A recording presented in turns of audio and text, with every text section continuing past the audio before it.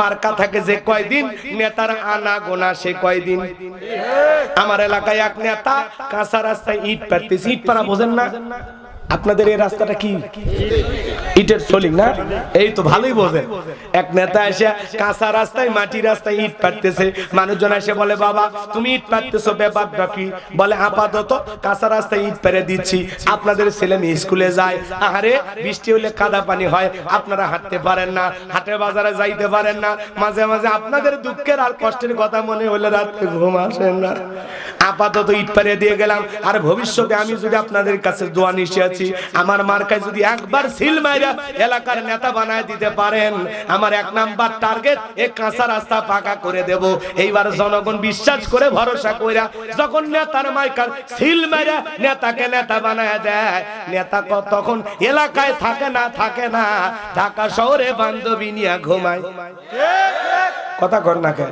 আর আমরা কম খারাপ না। 1.5 টাকার বিরিয়ানি 3 টাকার চা খায়া কি স্লোগান? বল্টু ভাইয়ের চরিত্র ফুলের মতো পবিত্র, নামাজ মনে করতো, গাঁজা খাই 5 ওয়াক্ত, ঘুম সিঁড়িতে পাকা পোক্ত, শয়তানের 1 নাম্বার ভক্ত, হুজুরদের জন্য খুবই শক্ত, সুষে খাই গরিবের রক্ত। পোস্টারে লেখা থাকে গরিবের বন্ধু, ভোট দিয়ে দেখেন গরিবের কয় নাম্বার শত্রু। নির্বাচনের আগে একটা সাইকেল কেনার টাকা নাই, আর 5 বছর নির্বাচন করে নেতা দেশে বাড়ি বিদেশে বাড়ি, টাকা কি জিবরাইল দিয়ে গেছে? কথা কর লাগে রাগজান কইরেন না, দোষ নেতাদের দিয়ে লাভ নাই, দোষ হলো জনগণের। গাছের গোড়া ঠিক মাথা ঠিক, কথা বলেন না কেন আপনারা? 1.5 টাকার বিড়ি আর চা পান খায়া এদেশের মুসলমান হাফ কেজি জিলেবির কাছে ইমান বিক্রি করে দেয়, 500 টাকার কাছে 5 বছরের জন্য বিক্রি হয়ে যায়। কথা বল ঠিক কিনা? নির্বাচনের পরের দিন আমার এলাকায় গেছি, আমার এক নানি বলতেছে, নানা দোয়া করিস। কেন? নানা তো মারা গেছে অনেক দিন আগে, কিসের দোয়া চাস নানি? কই জানিস না রে ভাই, গতকালকে নির্বাচন হয়ে গেছে, এক রাতে 4200 টাকা কামায়। আপনি নানি কেমনে? জানিস না, নির্বাচনের আগের রাত যেটাকে বলা হয় কালো রাত। কথা কয় না? ওই কালো রাতে আমার দরজা এসে নক করে, নানি ভিতরে আসিস? বলে হ্যাঁ আসি। দরজাটা খোলো। নানি চেনেন না, আমি উমুক মার্কার লোক, 500 রাখেন, ভোটটা দিন। আচ্ছা বাবা যাও। আর যত মার্কার লোক ঢুকছে, আমি বয়স হয়ে গেছে, কারো মনে দুঃখ দেয়নি ভাই, সবাই টাকা দিয়ে গেছে, সবার টাকা নিছি। সকালবেলা গনে দেখি 4200। যেই দেশের জনগণ নির্বাচনের আগে রাত্রিতে নেতার কাছে হাত পেতে ঘুষ খায়া ভোট দেয়, এমন জনগণ দিয়া দেশে ইসলাম প্রতিষ্ঠিত করা যাবে না, এমন জনগণ দিয়ে কোরআনের সমাজ প্রতিষ্ঠিত হবে না। এক পাগল তেঁতুল গাছের নিচে হাত তুলে বলে, আল্লাহ রাজশাহীর ফজলি আম দে, রংপুরের হাড়ি ভাঙ্গা দে, লম্বা লম্বা মিষ্টি মিষ্টি আম রূপালি দে। আল্লাহ কয়, পাগল চোখ খুলে দেখ কোন গাছের নিচে দোয়া ধরেছিস। তেঁতুল গাছের নিচে হাত তুলে আম চাইলে যেমন ভাগ্যে জুটবে না, নির্বাচনের আগে রাত্রিতে 5000-6000 টাকার বিনিময়ে 5 বছরের জন্য নিজেকে বিক্রি করে আল্লাহর কাছে হাত তুলে বলবেন, আল্লাহ উমরের মতো আদর্শ নেতা বাংলাদেশে পাঠায়া দাও। আল্লাহ বলে, উমরের দেশে থাকার মতো জনগণ হতে পেরেছিস? কথা কয় না? আমার ভাষা কি বোঝেন না আপনারা? আপনি 1 নাম্বার নেতাও জুটবে 1 নাম্বার, আপনি 2 নাম্বার নেতা হবি 6 নাম্বার। আপনি আমি পারি এই সমাজকে পরিবর্তন করতে। কথা বলে ঠিক কিনা? তালুকদার বংশের মতো কলিজা যদি বড় হয় থাকে, বাপের যদি বেটা হয়ে থাকেন, হাত তুলে কি ওয়াদা দিতে পারবেন নির্বাচনকে কেন্দ্র করে চা বিড়ি পান সিগারেট 10টা টাকাও নেবেন না? হাত তুলে সাহস থাকলে দেখান তো দেখি, লিল্লাহি তাকবীর। হ্যাঁ, নির্বাচনকে কেন্দ্র করে কোন চা বিড়ি পান সিগারেট টাকা খাওয়া যাবে না। হাত নামা, যাকে সৎ যোগ্য ভালো লোক মনে হবে যে আপনাদের কল্যাণে কাজ করবে, ইসলামের কল্যাণে কাজ করবে, কোন নেতা যদি এলাকায় ভোট চাইতে আসে, আপনি যদি তাকে বলেন, ভাই আমরা আপনাকে ভালোবাসি, আমাদের গ্রামে মসজিদের কাজ চলতেছে, আল্লাহ যদি আপনারা নেতা বানায়, মসজিদে কিছু দিন আমাদের পানি নামার সমস্যা, একটা ড্রেনের সমস্যা, এই সমস্যাটা দূর করে দেবেন, আমাদের রাস্তাটা কাঁচা আছে একটু পাকা করে দেবেন। বিশ্বাস করেন, আপনি যদি সৎ ভাবে তাদের কাছে এই জিনিসগুলো চান, আর 1টা টাকাও যদি তার খরচ না হয়, ও পাস করে আপনাদের 3টা চাওয়া পূরণ করে দেবে। কিন্তু আমরা তো আগেই নিজেকে বিক্রি করে দিই। কথা কয় না? নির্বাচনের পাতিলে যে সারান না হয়, বৃষ্টি হওয়ার পরে খেরে পালার নিচ দিয়ে যে পানি যায় ওইটা রং আর ছায়ে রং হোমা। এইটা খায়া মুসলমান ইমান বিক্রি করে। আল্লাহ হেদায়েত দান করুক, জোরে বলুন আমিন। বাংলাদেশের সবচাইতে ভিআইপি জেলা ঢাকা জেলার ধামরাই থানার অন্তর্গত সিংশ্রী দক্ষিণপাড়া স্মৃতি পাঠাগার এর উদ্যোগে আজকের 10ম বার্ষিক ওয়াজ মাহফিলের সম্মানিত সুযোগ্য অনারেবল প্রেসিডেন্ট, শ্রদ্ধাভাজন ব্যক্তিত্ব, আপনাদের সকলের সুপরিচিত জনাব doctor Mohammad Shamsur Rahman, chief medical officer, Jahangirnagar বিশ্ববিদ্যালয়। আল্লাহ পাক তার গোলামকে হায়াতে তৈয়বা সিয়াতে কুলিয়া দান করুন, সকলে বলুন আমিন। আজকের প্রোগ্রামের প্রধান অতিথি বিশিষ্ট রাজনীতিবিদ, সমাজ সেবক, জাতির শ্রেষ্ঠ সন্তান, মাননীয় এমপি মহোদয়, বীর মুক্তিযোদ্ধা জনাব আলহাজ বেনজির আহমদ সাহেব। আল্লাহ পাক তার গোলামকে হায়াতে তৈয়বা সিয়াতে কুলিয়া দান করুন, জনগণের খেদমতের জন্য আদর্শবান নেতা হিসেবে কবুল করুন, সকলে বলুন আমিন। আজকের প্রোগ্রামের সম্মানিত বিশেষ অতিথিবৃন্দ, আমন্ত্রিত ওলামা ইকরাম, কথা বলেছেন অত্র এলাকার কৃতি সন্তান, বিশিষ্ট ইসলামী চিন্তাবিদ, তরুণ আলোচক, হাফেজ মাওলানা মুফতি মোহাম্মদ আব্দুল মালিক আল করিম সাহেব, দামাত বারকাতুম আলিয়া। আল্লাহ পাক তার গোলামের কণ্ঠ দ্বীনের জন্য, ইসলামের জন্য, কোরআনের ময়দানের জন্য কবুল করুন, সকলে বলুন আমিন। মাহফিল পরিচালনায় হাফেজ মাওলানা মোহাম্মদ আবু নাঈম। প্রিয় ভাইকে আল্লাহ পাক দ্বীনের খেদমতের জন্য কবুল করুন, সকলে বলুন আমিন। মঞ্চে উপস্থিত সম্মানিত ওলামা ইকরাম, সামনে বসা পিতৃ সমতুল্য মুরব্বী বাবাজিরা, কলিজার টুকরা প্রাণপ্রিয় যুবক ভাইরা, ছোট্ট ছোট সোনামানিকেরা, পর্দার আড়ালের সম্মানিত অবলা সরলা আবেদা সালেহা মা ও বোনেরা, প্রশাসনের সম্মানিত পুলিশের ভাইরা, ডিবির ভাইরা, জাতির বিবেক প্রিয় সাংবাদিক বন্ধুগণ, বিভিন্ন রাজনৈতিক দলের সম্মানিত নেতা কর্মী ভাইরা, সবাইকে আরেকটি বার সালাম দিচ্ছি। আশা করছি সকলে সালামের জবাব জোরে সোরে দেবেন। আসসালামু আলাইকুম ওয়া রাহমাতুল্লাহি ওয়া বারাকাতুহু। আমরা শুকরিয়া আদায় করতেছি সেই মহান মনিবের দরবারে, যে আল্লাহ পাক সুবহানাহু ওয়া তাআলা অত্যন্ত দয়া করে, করুণা করে, মায়া করে, মহব্বত করে, ভালোবেসে, পছন্দ করে অত্র এলাকা থেকে গনে গনে গুণান্বিত করে, যাচাই বাছাই করে শুধুমাত্র কেবলমাত্র কোরআনুল কারীমের মহব্বতে আজকের মাহফিলে আসার বসার সুযোগ দান করলেন। সে মহান স্রষ্টার দরবারে সিজদা অবনত চিত্তে কালিমাতে শুকর আদায় করে পড়ছি আলহামদুলিল্লাহ। লক্ষ কোটি দরুদ সালাম মানবতার শ্রেষ্ঠ বন্ধু, বিশ্ব নবী, বিশ্ব নেতা, যে নবী আইয়ামে জাহিলিয়াতের যুগে আগমন করে অসভ্য মানুষগুলোকে সভ্য বানিয়েছেন, অভদ্র মানুষগুলোকে ভদ্র বানিয়েছেন, কোরআন নামের সংবিধান দিয়া, কোরআনের রাজ কায়েম কইরা, সোনালী যুগ উপহার দিয়া মদিনার পাক ভূমিতে শায়িত আছেন।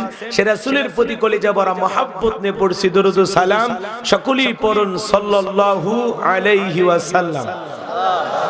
সম্মানিত ভাইয়ের, আজকের প্রোগ্রামে আসতে পেরে, বসতে পেরে আপনারা খুশি না বেজার? কারা কারা বেজার দু হাত তুলে দেখান তো দেখি। ওই যে দেখেন দুই একজন হাত তুলতেছে, ভুলে হয়ে গেছে, তাই না? এই জন্য আমাদেরকে বলা হয় হুজুকিয়া বাঙালি, যাই কয় আই রে সেই দিকে যাই রে, বোঝা সোজা নাই রে, লাঠি বিটা খাই রে। মার খাওয়ার পরে হুঁশ হয়, এ কাম করছিলাম। এজন্য যে কোনো কাজ বুঝে শুনে করা লাগবে, তালে তাল মিলালে চলবে না। মুসলমান পা ফেলার আগে চিন্তা করা লাগবে এটা জান্নাতের রাস্তা না জাহান্নামের রাস্তা, সবের রাস্তা না গুনাহের রাস্তা। কথা বলেন ঠিক কি না? মুসলমান ঝোঁকে তালে সব কাজ করে ভুল করলে হবে আজকের প্রোগ্রামে আসতে পেরে বসতে পেরে কারা কারা খুশি, মুখে নিয়ে হাসি, আওয়াজ দে বেশি। আল্লাহ নামের এমন একটি স্লোগান দেবেন, এলাকায় যদি কোনো ইসলাম বিরোধী উই পোকা, সার পোকা, তেলা পোকা থাকে, ওদের কলিজায় যেন কম্পন সৃষ্টি হয়, এমন আওয়াজ তুলতে রাজি আছেন যারা? বীর মুসলমানের মতো দুটি হাত টান টান করে তুলে দেখান তো তারা। লিল্লাহে তাকবীর,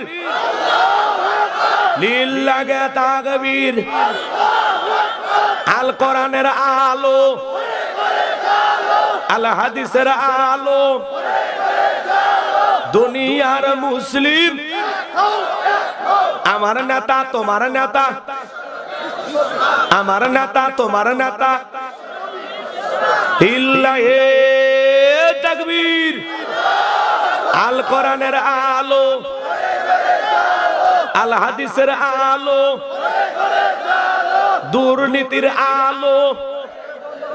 হাতটা বেনারা দেন তো, মাশাআল্লাহ, মারহাবা। হাত নামান। অনেকে ঝোঁকে তালে বলে ফেলেছেন দুর্নীতির আলো ঘরে ঘরে জ্বালা।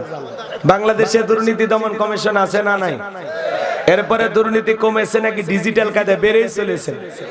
দিন যত করাচ্ছে দুর্নীতির পাল্লা তত ভারী হচ্ছে। কথা বলেন ঠিক কিনা? আমরা চাই আমাদের প্রিয় মাতৃ বাংলাদেশ দুর্নীতি মুক্ত আল্লাহ কবুল করুন, চিল্লা বলুন আমিন।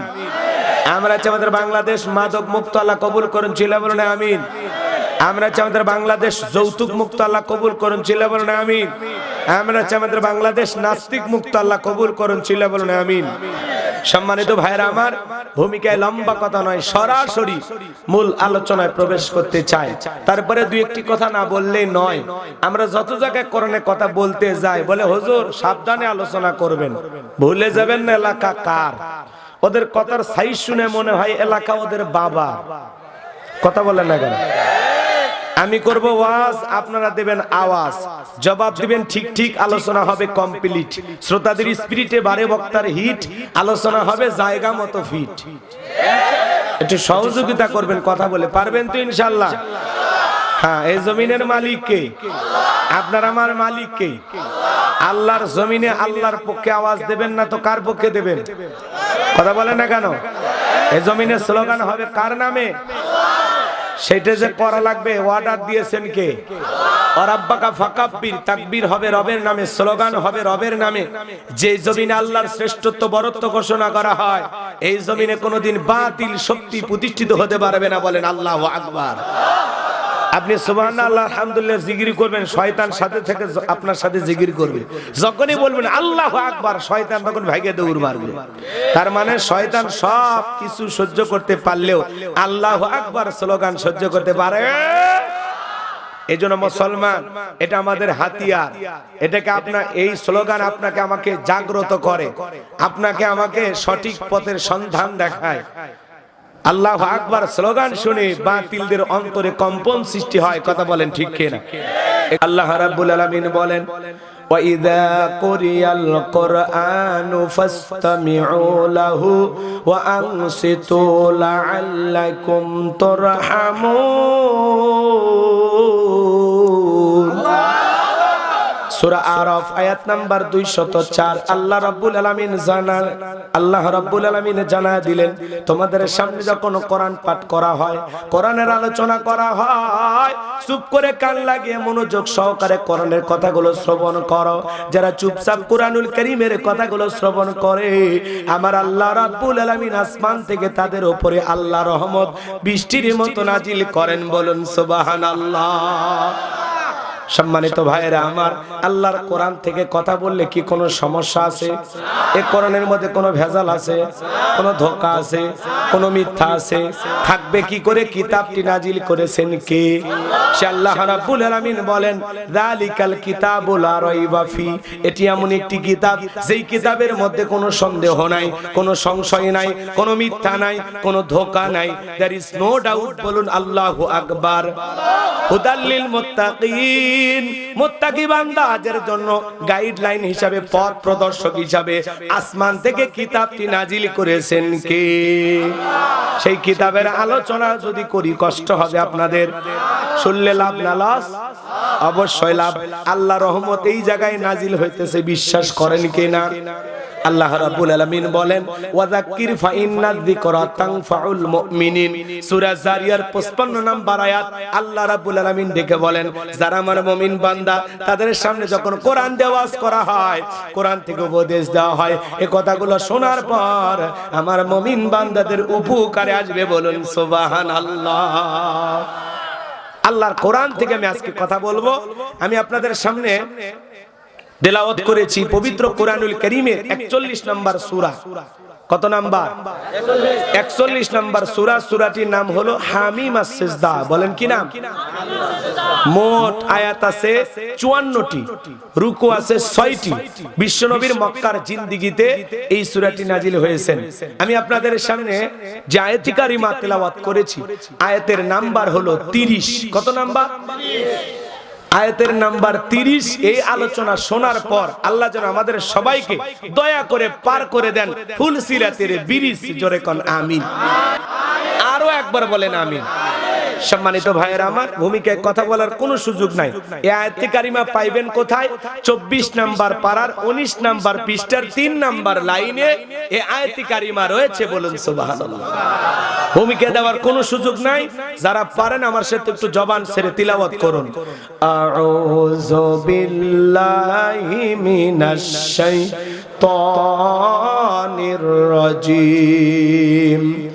বিসমিল্লাহির রহমানির রহিম। বিতাড়িত মোর্দাত শয়তানের কাছ থেকে আল্লাহ পাকের কাছে আশ্রয় প্রার্থনা চাচ্ছি। পরম করুণাময় অসীম দয়ালু আল্লাহ তাআলা নামে শুরু করছি। যে কোনো কাজ শুরু করতে হবে কার নামে? আল্লাহ তাআলার নামে কাজ শুরু করলে বরকত আছে না নাই? আজকে মুসলমান টিউবওয়েলে চাপ দিলেন, গিলাসে পানি তুললেন, বিসমিল্লাহ ছাড়াই খেয়ে ফেলে দিলেন। কথা বলেন না কেন? এই পানিটা যে আল্লাহর কত বড় নিয়ামত। যদি হিমালয় পর্বত থেকে প্রত্যেক বছর আমরা যে পরিমাণে পানি ব্যবহার করি, কিনে কিনে নিয়ে এসে রিজার্ভ করে রেখে রেখে ব্যবহার করা লাগতো, তাহলে আমরা বুঝতে পারতাম যে পানি আল্লাহ তাআলার কত বড় একটা নিয়ামত। কথা বলেন ঠিক কিনা? মুসলমান হিসেবে যে কোনো কিছু পান করার আগে শুরুতে নাম নেব কা? হালাল বলো না হারাম? বুঝে না ভাই, একটু কথাগুলো আমার দিল দিয়ে আপনারা বোঝার চেষ্টা করবেন। বিসমিল্লাহর ফজিলত যদি আমি আলোচনা করি, লম্বা সময় হবে, লম্বা সময় আমি আলোচনা করব না। সংক্ষিপ্ত করে একটা কথা বলে দিয়ে যাই, কষ্ট হবে আপনাদের? আমার ভাইয়েরা, আল্লাহর এক বুজুর্গ গোলাম বিসমিল্লাহর ফজিলত নিয়ে আলোচনা করতেছিলেন। চমৎকার ভাবে কথাগুলো উপস্থাপন করতেছেন। মহিলা প্যান্ডেলের পাশ দিয়ে একটা হিন্দু মেয়ে যায় আর চিন্তা করে দেখি তো মুসলমানদের ওয়াজ মাহফিলে, তাফসীর মাহফিলে কি আলোচনা হয় একটু শুনি। মহিলা প্যান্ডেলে হিন্দু মেয়েটা বসে পড়লো, বাজান আলোচনা করতেছেন আল্লাহর সেই বুজুর্গ গোলাম, কুল হুয়াল্লাহু আহাদ, হে নবী আপনি বলুন আল্লাহ এক, আল্লাহ দ্বিতীয়। এই আলোচনা শোনার পর মেয়েটা বুঝতে পারলো সৃষ্টিকর্তার নাম আল্লাহ। আল্লাহর সেই বুজুর্গ গোলাম আলোচনার প্রেক্ষাপটে আলোচনা করতে গিয়ে যখন বললেন ইন্নাদ দীনা ইনদাল্লাহিল ইসলাম, নিঃসন্দেহে আল্লাহর কাছে শুধুমাত্র কেবলমাত্র একটা ধর্মই মনোনীত, ধর্মের নাম ইসলাম। ইসলাম আছে যেখানে শান্তি আছে, ইসলাম আছে যেখানে সমাধান আছে, সেখানে আমার ভাইয়েরা মেয়েটা যখন বুঝতে পারলো সৃষ্টিকর্তার নাম আল্লাহ, শ্রেষ্ঠ ধর্মের নাম ইসলাম, মেয়েটার দেরি করলো না, কালেমা পড়ে মুসলমান হয়ে গেল। বলুন সুবহানাল্লাহ।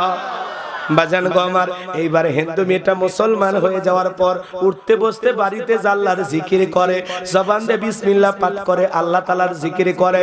হঠাৎ করে মেয়েটার মা শুনতে পেয়েছে, জিজ্ঞাসা করে মেয়ে রে তোর জবান দিয়ে কি যেন শুনতে পাইলাম। মেয়েটা রেখে বলে মা, মুসলমান হয় যারা মিথ্যা কথা বলতে পারে না তারা ওয়াকুলু কওলান সাদীদা, সঠিক কথা বলো, সত্য কথা বলো। ইমানদার কোনোদিন মিথ্যাবাদী হতে পারে না, ইমানদার হবে সত্যবাদী। কথা বলেন ঠিক কিনা? ও ও ঢাকা জেলার বাবাজিরা, ধামরাইয়ের মুসলমানেরা, হৃদয়ের কান পেতে গুনাহগারের কথাগুলো শুনে যান। যে কথা বলতে চাচ্ছিলাম, মেয়েটা ডেকে বলে, মা আমি কয়েকদিন আগে মুসলমানদের একটি ওয়াজ মাহফিলে গিয়ে, তাফসীর মাহফিলে গিয়ে বুঝতে পেরেছি সৃষ্টিকর্তার নাম আল্লাহ, শ্রেষ্ঠ ধর্মের নাম ইসলাম। আমি আর দেরি করি নাই, তখন ইসলামের সুশীতল ছায়াতলে আশ্রয় গ্রহণ করেছি। আমি কালেমা পড়ে মুসলমান হয়েছি। ডেকে বলে, মা তুমি আমাদের একমাত্র মেয়ে, আশা ভরসা তোমার উপরে অনেক। এসব কি শুনছি মা, ইসলাম ধর্ম ত্যাগ করে বাপ দাদা ধর্মে ফিরে আসো। মেয়েটা ডেকে বলে, মা ইসলাম মানতে গিয়ে যে মজা পেয়েছি, আমার পক্ষে ইসলাম ধর্ম ছাড়া সম্ভব নয়। রাতের বেলা স্বামী যখন চলে আসছে, ডেকে বলে, স্বামী আমাদের একমাত্র মেয়ে কালেমা পড়ে মুসলমান হয়ে গেছে, তাই নাকি? বলে হ্যাঁ। মেয়েকে ডাক দাও। মেয়েকে ডেকে বলে, মা এসব কি শুনছি, তুমি নাকি কালেমা পড়ে মুসলমান হয়েছো? ডেকে বলে, আব্বা যা শুনেছেন সত্য। ডেকে বলে, মা দেখো জায়গা জমি ধন সম্পদ টাকা পয়সা সব তো তোমার জন্যই করেছি, তুমি আমাদের একমাত্র মেয়ে মুসলমান হয়েছো, এটা প্রকাশ পেলে বংশের উপরে চুনকালি পড়বে, লজ্জায় মুখ দেখাইতে পারবো না, এখনো সময় আছে মা, ইসলাম ধর্ম ত্যাগ করো। ডেকে বলে, বাবা যত কথাই বলো আমার পক্ষে ইসলাম ধর্ম ছাড়া সম্ভব নয়। বাবা রাগান্বিত হয়ে মেয়েটার গালে এত জোরে একটা থাপ্পড় লাগা দিলেন বাজার, মেয়েটা চোখের পানি ছেড়ে দিয়ে কাঁদে আর ডেকে বলে, বাবা মারতে মারতে যদি মেরেও ফেলে দাও, জীবন দিতে রাজি, ইসলামের পথ ছাড়তে রাজি নাই। আমার ভাইয়েরা, ওই এলাকার প্রভাবশালী ব্যক্তি ছিল ওই ব্যক্তি, এইবার বাদশার দরবারে চলে গেছে। ওই দেশের বাদশার সিল মোহর মারা আংটিটা এই ব্যক্তির হাতে দিয়েছে। ওই দেশের নিয়ম হলো, বাদশার সিল মোহর মারা আংটি যার হাতে থাকবে, যদি কোনো কারণে সে আংটি তার কাছ থেকে হারিয়ে ফেলে দেয়, বাদশার আংটি হারানোর অপরাধে বাদশা তাকে ফাঁসি দিয়ে মারে।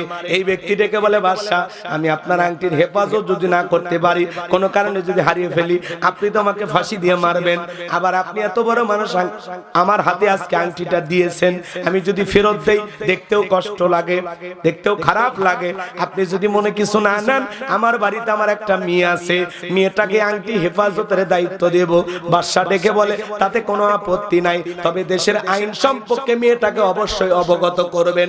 এইবার বাড়িতে যাওয়ার পর মেয়েটার হাতে আংটি দিয়েছে, ডেকে বলে, মা এটা বাদশার আংটি, হেফাজত করে রাখবা, খবরদার তোমার কাছ থেকে যেন আংটিটা তুমি হারিয়ে না ফেলো। যদি আংটি হারিয়ে ফেলে দাও, বাদশার আংটি হারানোর অপরাধে বাদশা তোমাকে ফাঁসি দিয়ে মারবে, আমি বাবা হয়েও তোমাকে বাঁচাতে পারবো না। মেয়েটা বিসমিল্লাহির রহমানির রহিম বইলা জামার পকেটে আংটিটা রেখে দিল। রাতের বেলা মেয়ে যখন ঘুমের মধ্যে চলে গেছে, বাবা মেয়ের ঘরের ভিতরে প্রবেশ কইরা জামার পকেট থেকে আংটিটা নিয়া বাড়ির পাশে নদী ছিল, নদীর ভিতরে ছুঁড়ে মারছে। আর মনে মনে ভাবতেছে, মেয়েরে আমি যখন তোমার কাছে আংটি চাইবো, আংটি যখন দিতে পারবা না, বাদশার সিল মোহর মারা আংটি হারানোর অপরাধে বাদশা তোমাকে ফাঁসি দিয়ে মারবে। তুমি মুসলমান হয়েছো এ কথা প্রকাশও পেল না, সমাজের চোখে আমাকে ছোট হতে হলো না, আমার বংশের মুখে চুনকালিও পড়লো না। তুমি মেয়ের কারণে আমার সম্মানের কোনো ক্ষতি হোক আমি বাবা চাই না। আপন পিতা হয়ে মেয়ের বিরুদ্ধে গভীর ষড়যন্ত্র করলেন, কারণ একটাই, মেয়েটা হলো মুসলমান। ইসলাম মানতে গেলে আপন বাবা সন্তানের বিরুদ্ধে যায় কিনা? ইব্রাহিম আলাইহিস সালাম ডেকে বলে, বাবা সেই দেবতা শোনে না, চোখে দেখে না, না পারে নিজেদের উপকার করতে, না পারে আপনাদের উপকার করতে, দেবদেবীর পূজা বাদ দিয়া এক আল্লাহর ইবাদত করো। যখন এই কথা বললেন, আজর ঠাকুর ডেকে বলে, তুমি আমার ছেলে হইয়া আমার দেবতার বিরুদ্ধে কথা বলো, তোমার মতো ছেলে আমার বাড়িতে জায়গা হবে না, দূর হয়ে যাও চোখের সামনে থেকে। তাহলে মুসলিম জাতির পিতা ইব্রাহিম আলাইহিস সালাম আপন পিতাকে যখন দাওয়াত দিয়েছিলেন, দ্বীনের দাওয়াত তাওহীদের কথা বলেছিলেন, আপন পিতা ইব্রাহিম আলাইহিস সালামকে ঘর থেকে বের করে দিয়েছিলেন। কথা বলে ডেকে না। তাহলে মেয়েটার বাবাই গভীর ষড়যন্ত্র করলো, আংটিটা নদীর ভিতরে ছুঁড়ে মারছে। বাকি ঘটনাটা কি আপনারা শুনতে চান? আপন বাবা হয়ে মেয়ের বিরুদ্ধে গভীর ষড়যন্ত্র করলেন, কারণ একটাই, মেয়েটা মুসলমান হয়েছে। কথা বলে ঠিক কি না? পুরো আলোচনাটা কারা কারা শুনতেছেন একটু হাত তুলে দেখান তো দেখি। লিল্লাহে তাকবীর। হাত নামান বাজান। তাহলে আমরা যে আয়াতে কারিমা তেলাওয়াত করেছি, আয়াতের নাম্বার কত? 30। আল্লাহ রাব্বুল আলামিন বলেন, ইন্নাল্লাযীনা ক্বালু রাব্বুনাল্লাহু সুম্মাস্তাকামু তাতানাজ্জালু আলাইহিমুল মালাইকাতু আল্লা তাখাফু ওয়ালা তাহজানু ওয়া আবশিরু বিল জান্নাতিল্লাতী কুনতুম তুআদুন।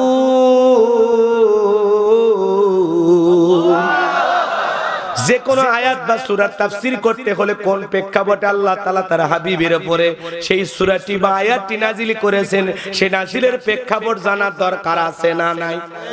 শানি নজুল জানার দরকার আছে না নাই? যদি শানি নজুল আলোচনা করা হয় তাহলে তাফসীর বুঝতে সহজ হয়, বলুন সুবহানাল্লাহ। আমি সংক্ষিপ্ত করে আপনাদের উদ্দেশ্যে বলে দেই, কোন সময় নবীজির উপরে আয়াতটি আল্লাহ নাজিল করেছেন জানার দরকার না? দরকার আছে না নাই? তারপরে আমরা মূল তাফসীরে চলে যাব ইনশাআল্লাহ। বাজান গো আমার, খুব মনোযোগ দিয়ে কথাগুলো শুনবেন।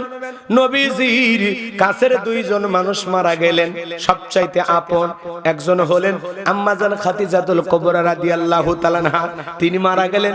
তারপরে নবীজির কাছের চাচা আবু তালেব মারা গেলেন। দুইটা মানুষ সবচাইতে প্রিয় ছিলেন। আম্মা জান খাদিজাতুল কুবরা যখন বিদায় নিলেন, চাচা আবু তালেব যখন বিদায় নিলেন, বলেন তো বাজান নবীজির মনের অবস্থাটা কেমন? হৃদয়টা ব্যথিত, নবীজি আমার অনেক কষ্টে আছে। ব্যথিত হৃদয় নিয়ে নবীজি কালেমার দাওয়াত দেয়, ইসলামের প্রচার প্রসার করেন। নবীজি ভাঙ্গা হৃদয় নিয়ে চলে গেলেন তায়েফে। তায়েফের মানুষকে কালেমার দাওয়াত দিলেন। তায়েফের মানুষ দাওয়াত গ্রহণ না করে নবীজির জান্নাতি শরীর মোবারকে বৃষ্টির মতো পাথর নিক্ষেপ করলেন। পাথর মারতে মারতে নবীজির জান্নাতি শরীর মোবারক দিয়ে রক্তগুলো ঝরতে ঝরতে নবীজির পায়ের জুতাতে রক্তগুলো জমাট বেঁধে গেল। আমার নবীজি বেহুশ হয়ে পড়ে গেলেন। নবীজির সাহাবী হযরত যায়েদ রাদিয়াল্লাহু তাআলা আনহু বলেন, আমি নবীজির পা মোবারক থেকে জুতা খুলতে গিয়ে তাকায় দেখি আমার নবীজির জুতাতে রক্তগুলো জমাট বেঁধে আছে। অনেক কষ্ট করে নবীর পা থেকে জুতা মোবারক খুললাম। তায়েফের মানুষ দাওয়াত গ্রহণ করলেন না, উপহার দিলেন পাথর। পাথর খেয়ে রক্তাক্ত শরীর নিয়ে নবীজি চলে আসলেন মক্কায়। একদিন নয়, দুই দিন নয়, নবীজির উপরে আসমান থেকে 19 দিন পর্যন্ত কোন আয়াতি কারিমা নাজিল হয় না। কাফেররা সমালোচনা করে, ও নবীর সাহাবীরা, কই তোমাদের নবী তো নতুন কোন আয়াত শোনায় না, নতুন কোন সূরা শোনায় নাই, নাকি তার উপরে যে জিন ভর করেছিল সেই জিন বিদায় নিয়েছে? জোরে কন্না নাউযুবিল্লাহ। কাফেররা সমালোচনা শুরু করে দিল, ও নবীর সাহাবীরা, কি ব্যাপার তোমাদের নবী তো নতুন কোন তত্ত্ব আমাদেরকে শোনায় না, নাকি তার আল্লাহ তাকে ভুলে গেছে? জোরে কন্না নাউযুবিল্লাহ। কাফেররা যখন সমালোচনা শুরু করে দিলেন, সাহাবায়ে ইকরামদের মন ভাঙার চেষ্টা করতেছেন। নবী আমার ব্যথিত হৃদয় নিয়ে বড় কষ্টের ভিতরে আছেন। তখন আল্লাহ রাব্বুল আলামিন আসমান থেকে জিবরাইলের মাধ্যমে এই পাওয়ারফুল আয়াতি কারিমা নাজিল করলেন। বলেন আল্লাহু আকবার। আমার আল্লাহ রাব্বুল আলামিন জানায়া দিলেন, ইন্নাল্লাযীনা ক্বালু রাব্বুনাল্লাহু সুম্মাস্তাকামু তাতানাজ্জালু আলাইহিমুল মালাইকাতু আল্লা তাখাফু ওয়ালা তাহজানু ওয়া আবশিরু বিল জান্নাতিল্লাতী কুনতুম তুআদুন।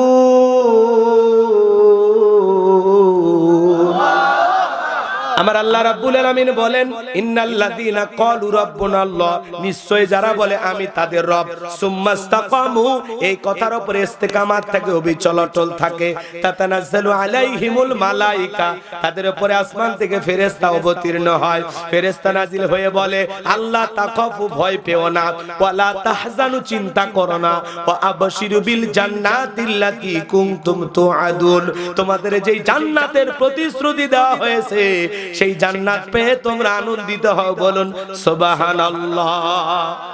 এটা হলো আয়াতের সরল অনুবাদ। এইবার চলেন একটু মূল বিষয়ে চলে যাই, মূল তাফসিরে চলে যায়। কষ্ট হবে আপনাদের? দরদিরা আমার একটু মনোযোগ দিয়ে গুনাহগারের কথাগুলো শুনবেন।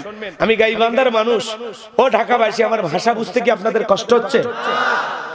কথাই আছে, এক দেশের গালি আর এক দেশের বুলি, বোঝেন নাই? তো এরকম ভাষা একটু বেশ কম আছে, আছে না নাই? জি জি, বুঝতে পারলে ভালো, আলহামদুলিল্লাহ। একবার আমি ইয়াতে গেছিলাম, সিলেট। বলে হুজুর পক খাবেন? পক। আমি চিন্তা করি এগুলো আবার কি? চিন্তা করলাম এদিকের মানুষ লন্ডন আমেরিকা বসবাস করে, কুচে ব্যাং রান্না করে যদি খাইতে দেয় আমার তো 12টা বাজবে। তখন বললাম না বাবা, আমি এগুলো খাই না। কিছুক্ষণ পরে দেখি এমন সুন্দর করে বাটিতে পায়েস নিয়ে হাজির। অন্যান্য মেহমান যারা আছে তাদেরকে দেয়। আমি এতিমের মতো তাকায় থাকলাম, আমারে আর দিল না। আমি যে আগেই বলেছি খাবো না। এইবার ওরা খাওয়া দাওয়া শেষ করে চলে গেল। কিছু একটু পড়েছিল, হ্যাঁ, চামচ দিয়ে দিতে পাতলা জিনিস পড়ে না, একটু জিব্বাই দিলাম, দিয়ে দেখলাম সেই স্বাদ হয়েছিল। এরপরে চিন্তা করলাম এই এলাকায় যদি আর কোনোদিন আসি, যদি বলে হুজুর বিষ খাবেন, আমি বললাম তাই আইনে দিই, না জানি বিষ কয়ে কোন মজার জিনিস খাওয়া দেয়। কথা বলেন ঠিক কিনা? এই জন্য এক দেশের গালি আর এক দেশের বলি। আমাদের এলাকার পাশেই দুইটা জেলা আছে, হ্যাঁ, জয়পুরহাট, নওগাঁ। এই এলাকার মানুষ গরুকে দেখা হইলে আপনি কেমন আছেন? গরু চেনেন না? হ্যাঁ, গরুরে বলে আপনি খাইলে খান, না খাইলে গুদগুদাইন না। গরুকে খাবার দিয়ে বলে আপনি খাইলে খান, না খাইলে গুদগুদাইন না। আর বাপক দেখালে কই তুই কেন খাসু, তুই কুটে যাওছ, তুই কি করস? বাপক ডাকে তুই কইরে, আর গরুক ডাকে আপনি কইরে। এরকম কিছু এলাকা আছে না নাই? তো ভাষাই বেশ কম আছে। তো যাই হোক দরদিরা আমার, মন খারাপ করবেন না। দিলে যুবক মানুষ দিন, মুরব্বী হাঁকেন না। যুবক, জি জি, বয়স্ক মানুষ এটা আবার মিডিয়াতে গেলে বলবে দেখছেন। না না, যুবক যুবক হইলে দেন, না হইলে বাদ দেন। হ্যাঁ জি জি জি, বলবে আবার বক্তা বেয়াদব, দাড়ি পাকা মুরব্বী বাতাস করতেছে, বোঝেন নাই? আমার তো এই যে 2-1 টাকা বল পাকা শুরু করছে, আর একটু বয়স হোক তাহলে সমস্যা হবে না। কষ্ট হচ্ছে আপনাদের? তাহলে ভাষা বুঝতে কষ্ট হচ্ছে না তো?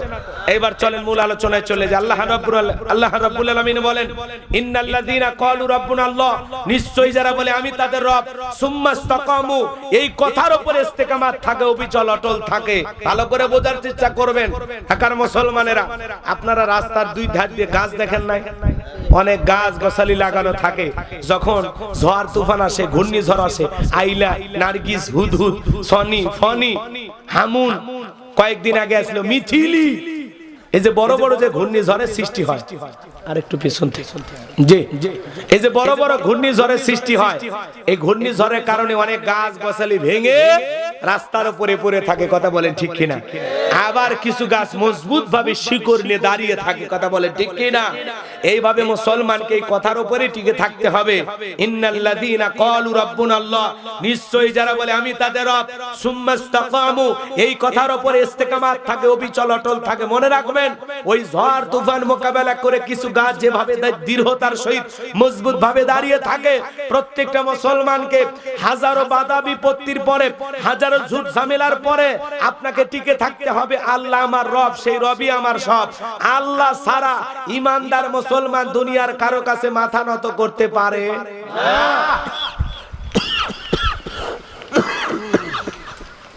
বলেন, মাথা নত করতে পারে না?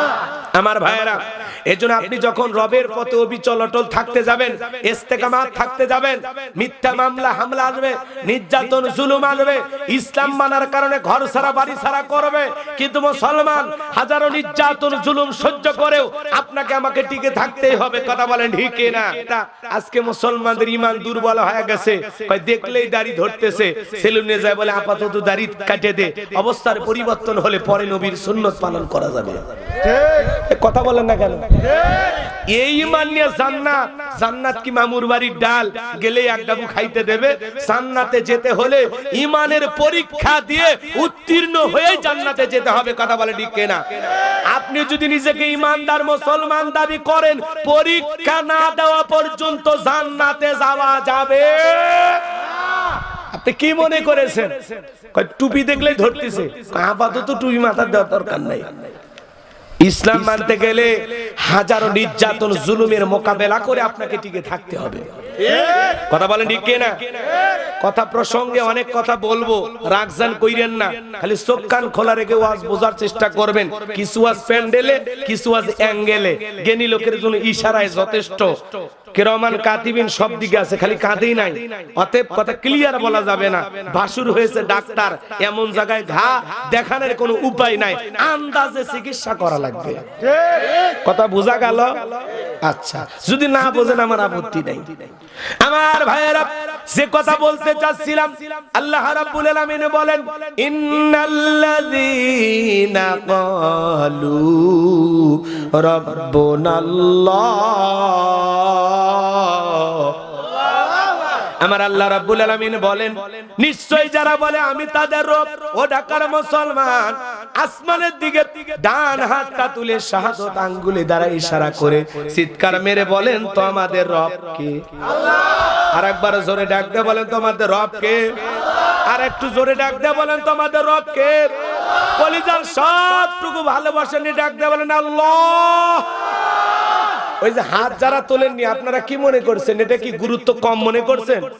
ডান হাত তোলেন আর শাহাদাত আঙ্গুলি দ্বারা ইশারা দিয়ে বলেন, আমাদের রব কে? আল্লাহ। এই সাক্ষ্যটাও যদি আল্লাহ কবুল করে, এটাই জান্নাতে যাওয়ার ওসিলা হতে পারে। বলেন, আমাদের রব কে? হাত নামান। আল্লাহ রাব্বুল আলামিন বলেন, ইন্নাল্লাযীনা ক্বালু রাব্বুনাল্লাহ, নিশ্চয় যারা বলে আমি তাদের রব, আমাদের রব কে?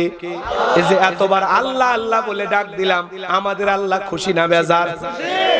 যত আল্লাহ তাআলাকে ডাকবো তত আল্লাহর প্রিয় বান্দা হব। কথা বলেন ঠিক কিনা? একটা কুকুর শুকনো হাড় খেয়ে মালিকের বাড়ি পাহারা দেয়। আপনি একটা বাজার থেকে গরুর গোশত কিনে নিয়ে আসছেন, এই পাশে দিলেন, ওই হাড় হাড্ডি চিবাইতে পারলেন না। দাঁতের এই পাশে নিলেন, হাড় হাড্ডিটা চিবাইতে পারলেন না, আপনার পক্ষে খাওয়া অসম্ভব হয়ে গেল। তখন আপনি ডাক দেন, লালু। লালু তখন লেজ নাড়াইতে নাড়াইতে আপনার সামনে হাজির হয়ে যায়। তখন আপনি শুকনো হাতটা লালুর সামনে দিয়ে বলেন, খা ফিসাবিলিল্লাহ। কথা বলেন। কুকুর তখন ডেকে বলে, বস বুঝতে পারছি আপনি ফেল করছেন, আমি ফেল করার মতো না। এইবার শুকনো হাড় খেয়ে, রোদ নাই, বৃষ্টি নাই, ঝড় নাই, তুফান নাই, মালিকের বাড়ি পাহারা দেয়। অপরিচিত লোক ওই বাড়িতে প্রবেশ করতে চাইলে কথা বলেন, এমন ভাবে চিৎকার মারে, ডেকে বলে, বুঝাইতে চায়, তোমার বাড়ি কই, কোন এলাকা থেকে আসছো, এই বাড়িতে যে ঢুকবা কার সাথে তোমার পরিচয় আছে? কথা কয় না? তার মানে বোঝেন না? বাজান গো আমার, এইবার বাড়ির লোক তখন ডেকে বলে, চুপ। তখন কুকুর আর কোনো কথা বলে না। এই মিস্টার ডগ তখন থেমে যায়। বাজান গো আমার, এইবার আগন্ত ব্যক্তি আর ওই বাড়ির মানুষ দুইজন মিলে যখন কথা বলে, কুকুর নেজ দাঁড়ে আর চতুর্দিক দিয়ে ঘরে, আর মালিকের দিকে একবার তাকায়, আগন্ত ব্যক্তির দিকে একবার তাকায়, আর ইশারায় বুঝাইতে চাই, মালিক একবার খালি বলেন, লোকটারে চেনেন না, এমন কামড় দেব হাসপাতালে নিয়ে যায়, ইনজেকশন না দেওয়া পর্যন্ত ভালো হবে। কথা কন না? বাড়ির মালিক যখন ডেকে বলে, লালু সর এখান থেকে যা, তখন বলে, ও আপনার পরিচিত লোক, আগে বলবেন তো, খামাকাই ডিউটিটা করলেন। কথা কন ঠিক কি না? তাহলে একটা কুকুর শুকনো হাড় খেয়ে মালিকের বাড়ি পাহারা দেয়, আর আমরা ইমানদার মুসলমান হওয়ার পরেও আল্লাহ তাআলার কৃতজ্ঞতা প্রশংসা আদায় করতে চাই না।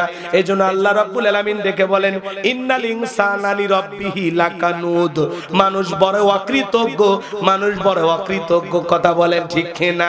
তাহলে বেশি বেশি ডাকবো কাকে? তাহলে ইন্নাল্লাযীনা ক্বালু রাব্বুনাল্লাহ, নিশ্চয় যারা বলে আমি তাদের রব, আমাদের রব কে? রূহের জগতে আল্লাহ তাআলা আপনাকে আমাকে প্রশ্ন করলেন, আলাস্তু বিরাব্বিকুম, আমি কি তোমাদের রব নই? আমরা সেদিন সবাই সাক্ষী দিয়ে বলেছিলাম, ক্বালু বালা, অবশ্যই আপনি আমাদের রব। এই পৃথিবীর জমিনে আসার পর আল্লাহ রাব্বুল আলামিন সর্বপ্রথম আয়াতে কারিমা নাজিল করলেন, ইকরা বিসমি রাব্বিকাল্লাযী খলাক, পর তোমার রবের নামে যিনি তোমাদেরকে সৃষ্টি করেছেন। সে রবের জ্ঞান শিক্ষা দেওয়া হয় কোথায়? মসজিদ, মাদ্রাসা নাকি স্কুল কলেজে? কথা বলেন না কেন? মসজিদ, মাদ্রাসা। ইকরা বিসমি রাব্বিকাল্লাযী খলাক, পর তোমার রবের নামে যিনি তোমাদেরকে সৃষ্টি করেছেন, সে রবের জ্ঞান শিক্ষা দেওয়া হয় মাদ্রাসায়। ছোট্ট বাচ্চা 5-7 বছর বয়স কি সুন্দর বৈশা বৈশা পেশাব করে, টিস্যু ব্যবহার করে, পানি ব্যবহার করে। ওস্তাদ বলেছে বাবা দাঁড়িয়ে পেশাব করা হারাম, ছোট্ট বাচ্চা দাঁড়িয়ে পেশাব করে না। হুজুর বলেছে বাবা হাদিস শরীফের ভিতরে আসছে যারা পেশাব থেকে পবিত্রতা অর্জন করে না এই কারণে তাদেরকে কবরের শাস্তি ভোগ করা লাগবে, কবরের ভিতরে তাদের আযাব হবে। ছোট্ট বাচ্চা পেশাব করে টিস্যু নাই, পানি নাই, মাটি ব্যবহার করে।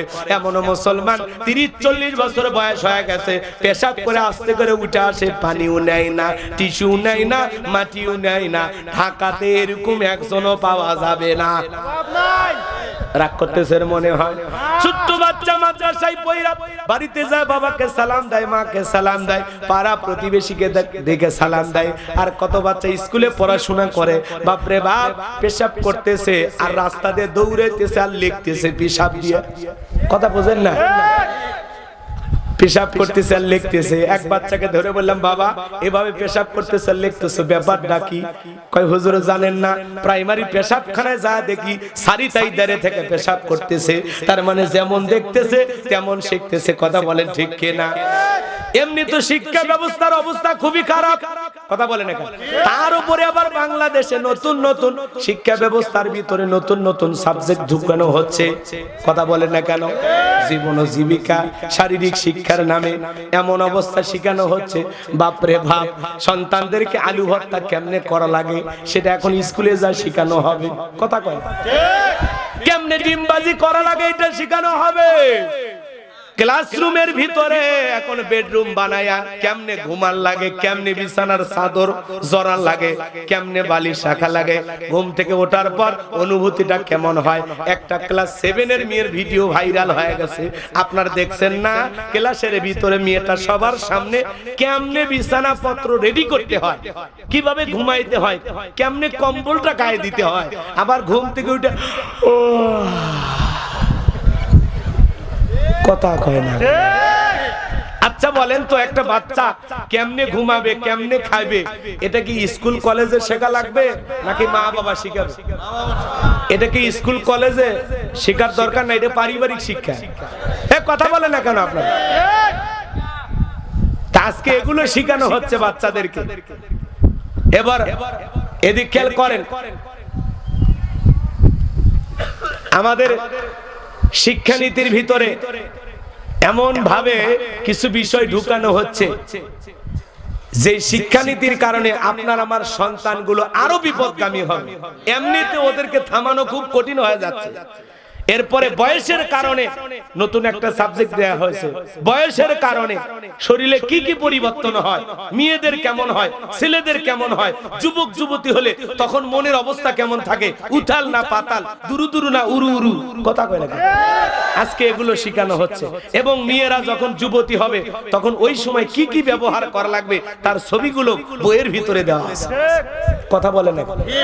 এই শিক্ষা ব্যবস্থা আপনার আমার সন্তানকে কি উন্নতির দিকে নিয়ে যাবে না অবনতির দিকে নিয়ে যাবে? নতুন যে শিক্ষা ব্যবস্থা, আরে ভাই আপনার সন্তানকে এগুলো কেন শেখানো লাগবে?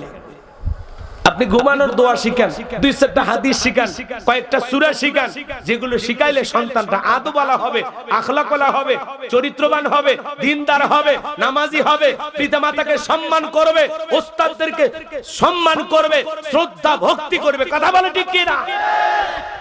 উল্টা পাল্টা শিক্ষানীতি দিয়ে আজকে জাতিকে গোমরাহি বানানোর ষড়যন্ত্র চলতেছে। পৃথিবীর অন্য অন্য রাষ্ট্রে শিক্ষা ব্যবস্থা কত উন্নতির শিখরে পৌঁছে যাচ্ছে। বাচ্চাদেরকে সফটওয়্যার ইঞ্জিনিয়ার বানানো হচ্ছে, তাদেরকে ছোটবেলা থেকে বিভিন্ন ভাবে দেশে বিদেশে কিভাবে চলতে হবে, কিভাবে চলা উচিত, কিভাবে কি তৈরি করতে হবে। আর আমার দেশে আলু ভর্তা কেমনে করা লাগে, বেগুন ভাজি কেমনে করা লাগে, ডিম কেমনে ভাজা লাগে, এগুলো শেখানো হয়। ওগুলো তো 7 বছরের একটা পিচ্চি মেয়েও বাড়িতে করে। এগুলো আবার বই পুস্তক পড়িয়া স্কুলে যা শেখা লাগবে, কেমনে ঘুমাইতে হবে, বালিশ কেমনে, কম্বল কেমনে গায়ে দেয়, কথা কয় না? এখানে অনেক বড় একজন শিক্ষিত মানুষ বসে আছেন, আমি যদি মিথ্যা কথা বলি হুজুর রাগ করতেছেন মনে আপনারা যে হুজুর মনে মিথ্যা কথা বলতেছে, এগুলো কি ঢুকানো হচ্ছে না নতুন করে? আজকে সমাজে কোন দিকে যাচ্ছে? আপনার আমার ছেলে মেয়েকে এমনি অনলাইনে ক্লাসের নামে মোবাইল হাতে নিয়ে আসলে কি ক্লাস করেন না ক্লাসের ফাঁকে কোন ভিডিও দেখে? বাচ্চা কাচ্চার কাছে আজকে মিডিয়া ওপেন, কথা বলে ঠিক কি না? এমনিতে বাচ্চা কাচ্চাকে কন্ট্রোলে রাখা যাচ্ছে না, তার উপর আবার যদি বয়সের পরিবর্তনের কারণে মনের অবস্থা কেমন হয়, সেই বয়সে কেমন বন্ধু দরকার, ওই সাবজেক্টের পরে পৃষ্ঠা আবার লিখেছে এসো বন্ধু হই। স্কুলে কি আপনার বাচ্চা আমার বাচ্চাকে আমরা কি প্রেম প্রীতি শেখানোর জন্য পাঠাই? হ্যাঁ, এমনি ছেলে মেয়ে এক জায়গায় বসে ক্লাস করতেছে। কি যে জামানা হালচাল! হ্যাঁ, কলেজের ক্যাম্পাস গুলোতে দেখলে মনেই হয় না যে আসলে এটা কোনো শিক্ষা প্রতিষ্ঠান। নারী পুরুষ একত্রে বসে আছে, অবাধ মেলামেশা, ঠেকানো যায় না। কোন শিক্ষক যদি আর প্রতিবাদ করে, পরের দিন দেখা যায় ওই শিক্ষককে ছাত্র ছাত্রী পিটাইয়া কাপড় খুলে দেয়। কোন মাদ্রাসায় এই ধরনের ঘটনা ঘটছে? স্কুল কলেজ এগুলো আছে না? শিক্ষক বাড়াবাড়ি গুলো, ওই যে চুয়াডাঙ্গায় পরীক্ষার হল রুমে ছেলেটা খাতা দেখে লিখতেছে, শিক্ষক যখন খাতাটা টান দিয়েছে, এই ছেলে আস্তে আস্তে যাইয়া এমন দুইটা থাপ্পড় লাগাইছে, শিক্ষক করে ধাক্কা মেরে ভয়ে পালিয়ে গেছে। কথা বলে ঠিক কিনা? কি মাদ্রাসার কোনো বাচ্চা এরকম করে? স্কুল কলেজে এখনো ছাত্ররা শিক্ষককে ধরে পিটায়, আর মাদ্রাসার দিকে তাকায় দেখেন এখনো আদবালা আকলাকলা চরিত্রবান ছাত্ররা ওস্তাদের পায়ে ওযুর পানি ঢেলে দেয়। এইজন্য এটার দ্বারা বোঝা যায় শিক্ষা ব্যবস্থাকে পরিবর্তন করুন, শিক্ষানীতির ভিতরে নতুন নিয়ম নিয়ে আসুন, কোরআন সুন্নাহর শিক্ষানীতি ঢুকায়া দেন, কোরআন হাদিসের শিক্ষা সন্তানদেরকে দেন, যে পিতামাতার খেদমত কিভাবে করা লাগবে, সুদ কিভাবে আল্লাহ তাআলা হারাম করে দিয়েছেন কয়েকটা বিষয় ঢুকায়া দেন, নামাজের সূরা কারাত কিভাবে পড়তে হবে, রুকু সিজদা কিভাবে করতে হয়, এগুলো বিষয় ঢুকান। আজকে ইসলামকে মনে করেন বৃদ্ধাঙ্গুলি দেখায়া যুগের সাথে তাল মিলাইয়া আলু ভর্তার সাবজেক্ট নিয়ে যাওয়া হচ্ছে। ডিম ভাজি আলু ভর্তা কেমনে ঘুমার লাগবে, কেমনে খাওয়া লাগবে, এখন ক্লাসরুম হয়ে গেছে বেডরুম। আল্লাহ হেদায়েত দান করুক, জোরে বলুন আমিন। এই কথাগুলো বলা লাগবে, আমাদের বলা উচিত। এজন্য আমি বললাম মন খারাপ জান কেউ কইরেন না আমার বাজানেরা। চলুন সামনের দিকে যাই। যে কথা বলতে চাচ্ছিলাম, আমরা চাই আমাদের ভবিষ্যৎ প্রজন্ম যারা শিক্ষা গ্রহণ করতেছে এরা যেন মানুষের মতো মানুষ হয়। এমনি তো শিক্ষার দুরবস্থা, বাচ্চারা পিতামাতাকে সম্মান দিতে চায় না, অবাধ্য হয়ে যাচ্ছে। কত শিক্ষিত পরিবারের পিতামাতা জীবনের শেষ পর্যায়ে বৃদ্ধাশ্রমে চলে যাচ্ছে। এজন্য সন্তানদেরকে মানুষের মতো মানুষ বানাতে চাইলে কোরআন সুন্নাহর শিক্ষা ছাড়া বিকল্প কোনো রাস্তা খোলা না। আল্লাহ আমাদের বোঝার তৌফিক দান করুন, জোরে বলুন আমিন। আল্লাহ পাক বলেন ইকরা বিসমি রাব্বিকাল্লাযী খলাক, পড়ো তোমার রবের নামে যিনি তোমাদেরকে সৃষ্টি করেছেন। সেই রবের জ্ঞান শিক্ষা দেওয়া হয় কোথায়? মাদ্রাসায়। কথা বলেন ঠিক কি না? তাহলে সন্তানদেরকে মাদ্রাসায় পড়াবো তো ইনশাআল্লাহ।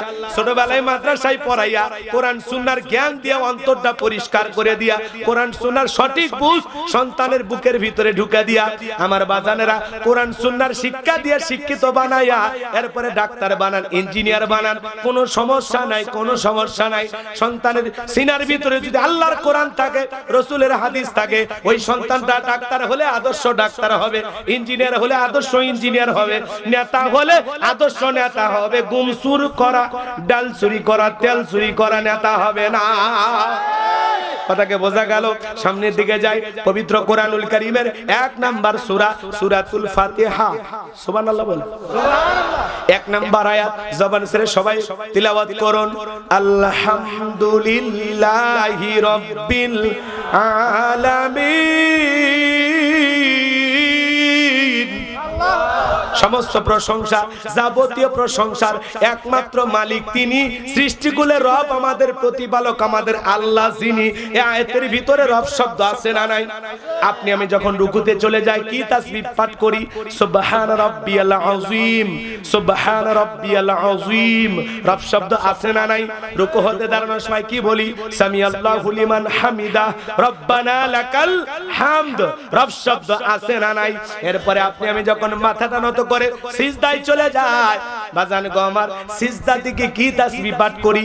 সুবহান রাব্বিয়াল আ'লা, সুবহান রাব্বিয়াল আ'লা, সুবহান রাব্বিয়াল আ'লা, আ'লা। কথা বলেন ঠিক কি না? আবার অনেকে যা দেখবেন খালি এমনি ফোঁস করতেছে, সুবহানাল্লাহ কয় না, সবিনের তেল কয়, আল্লাহ ভালো জানে। স্পষ্ট করে বলতে হবে সুবহান রাব্বিয়াল আ'লা, স্পষ্ট করে বলতে হবে। কথা বলেন না কেন? সুবহান রাব্বিয়াল আ'লা, সুবহান রাব্বিয়াল আ'লা। আছে আছে ঢাকাতে অবশ্য এরকম নাই। কষ্ট হচ্ছে বাজান গো আমার, স্পষ্ট করে পড়তে হবে সুবহান রাব্বিয়াল আ'লা। রব শব্দ আছে না নাই? এরপরে যখন নামাজ শেষ হয়ে যায়, আমরা যখন আল্লাহর কাছে মুনাজাত করি, দু হাত পেতে প্রার্থনা করি, কি বলি? রব্বানা আতিনা ফিদ দুনিয়া হাসানাতাও ওয়া ফিল আখিরাতি হাসানাতাও ওয়া কিনা আযাবান নার। সূরা বাকারা 201 নম্বর আয়াত। আল্লাহর কাছে ডেকে বললাম, হে আমাদের রব, আমাদেরকে দুনিয়ার কল্যাণ দান করো, আখিরাতের কল্যাণ দান করো, ওই কঠিন জাহান্নামের আগুন থেকে আমাদের মুক্তি দাও। তাহলে ইহকাল পরকালের কল্যাণ দেওয়ার মালিক কে? আল্লাহ। জাহান্নামের আগুন থেকে বাঁচানোর মালিক কে? পবিত্র কোরআনুল কারীমের সর্বশেষ যেই সূরা, সূরাটির নাম হলো নাস, তার 1 নম্বর আয়াত, কুল আউযু বিরাব্বিন নাস। রব শব্দ আছে না নাই?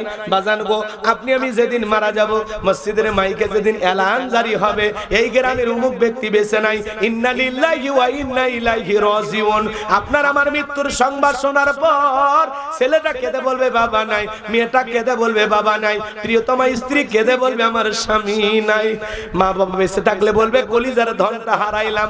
আপনার আমার শেষ বিদায় জানার পর পাড়া প্রতিবেশী আত্মীয় স্বজন সবাই বাড়িতে ভিড় জমায়ে দেবে। বাজান গো আমার, একটু সাউন্ড বাড়ায় দাও। সবাই বাড়িতে ভিড় জমায়ে দিবে। বাজান গো আমার, আপনাকে আমাকে ওই 2 তলা 4 তলা 5 তলা 10 তলা বিল্ডিং বানান না কেন বাজান? অনেকে ভাবতেছেন হয়তোবা মালাকুল মউত লিফটের সুইচ কই জানে না, তাই ভাবতেছেন। আরে বাবা, যখন মৃত্যুর সময় চলে আসবে মালাকুল মউত তখন এমনি হাজির হয়ে যাবে।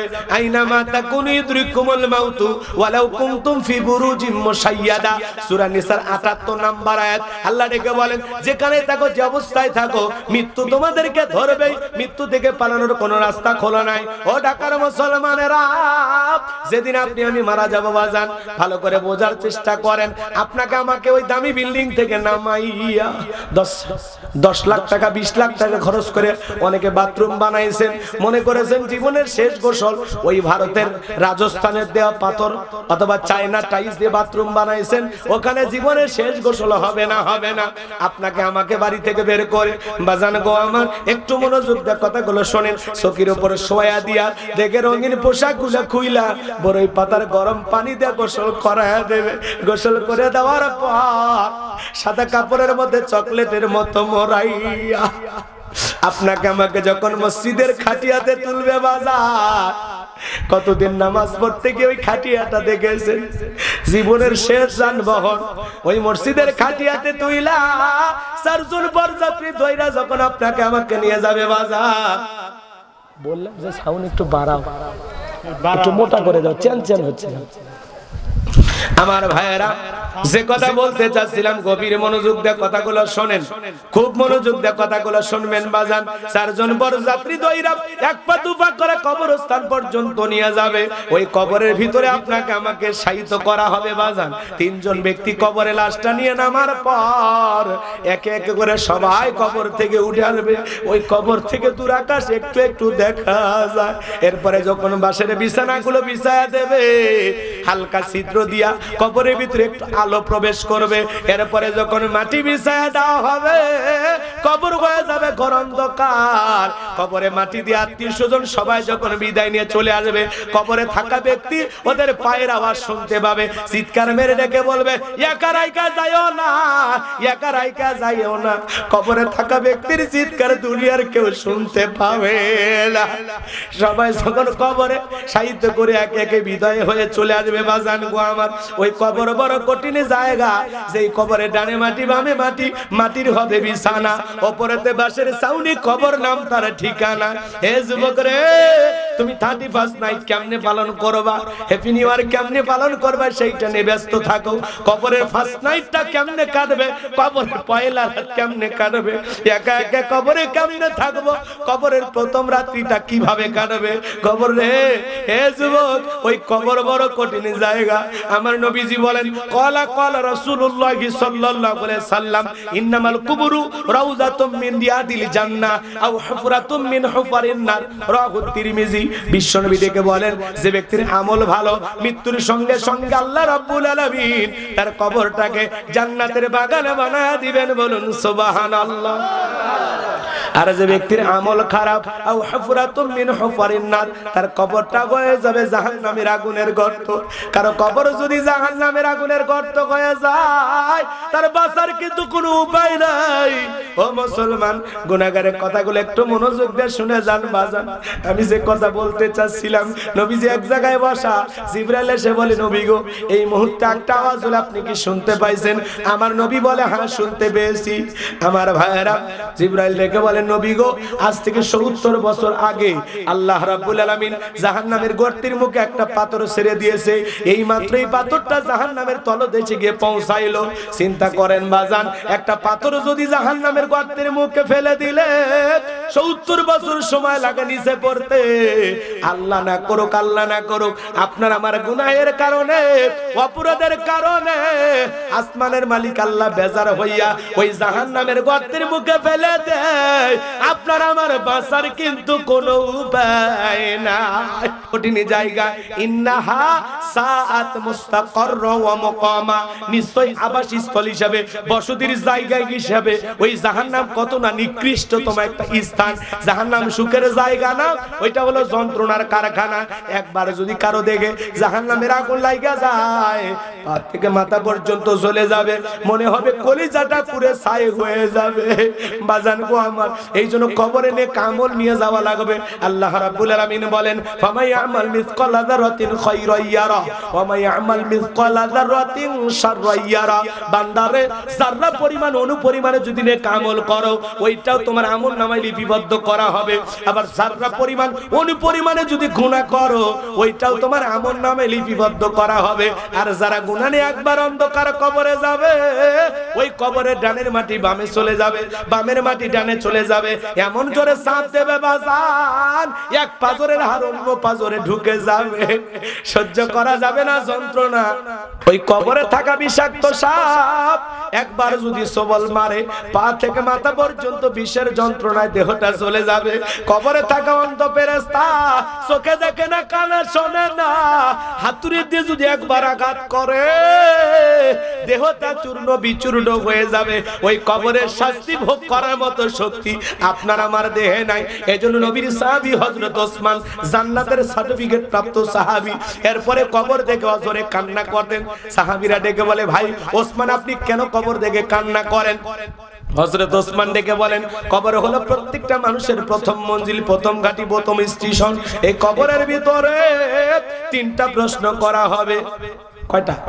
3টা প্রশ্ন করা হবে। যে সঠিক উত্তর দিতে পারবে তার মিজান ফুলসিরাতে কোনো টেনশন নাই, যে উত্তর দিতে পারবে না তার বাঁচার কিন্তু কোনো উপায় নাই। এইজন্য আমি ওসমান বারবার কাঁদি, আমি কি কবরে সলজব দিতে পারবো কিনা। ওসমানের মতো সাহাবী কবর দেখে অঝরে কান্না করতেন। মুসলমান পাশেই কবরস্থান, এরপরে আপনার আমার কবরের ভয় লাগে না। অনেকে কবরের ধার দিয়ে হেঁটে যায় গান বাজাইতে বাজাইতে, কথা কোন ঠিক কিনা। আবার সকাল সকালে কবর দিয়ে আসে, বিকেল বেলা কয়েকজন মিলে ওই জায়গায় যায় জুয়া খেলে।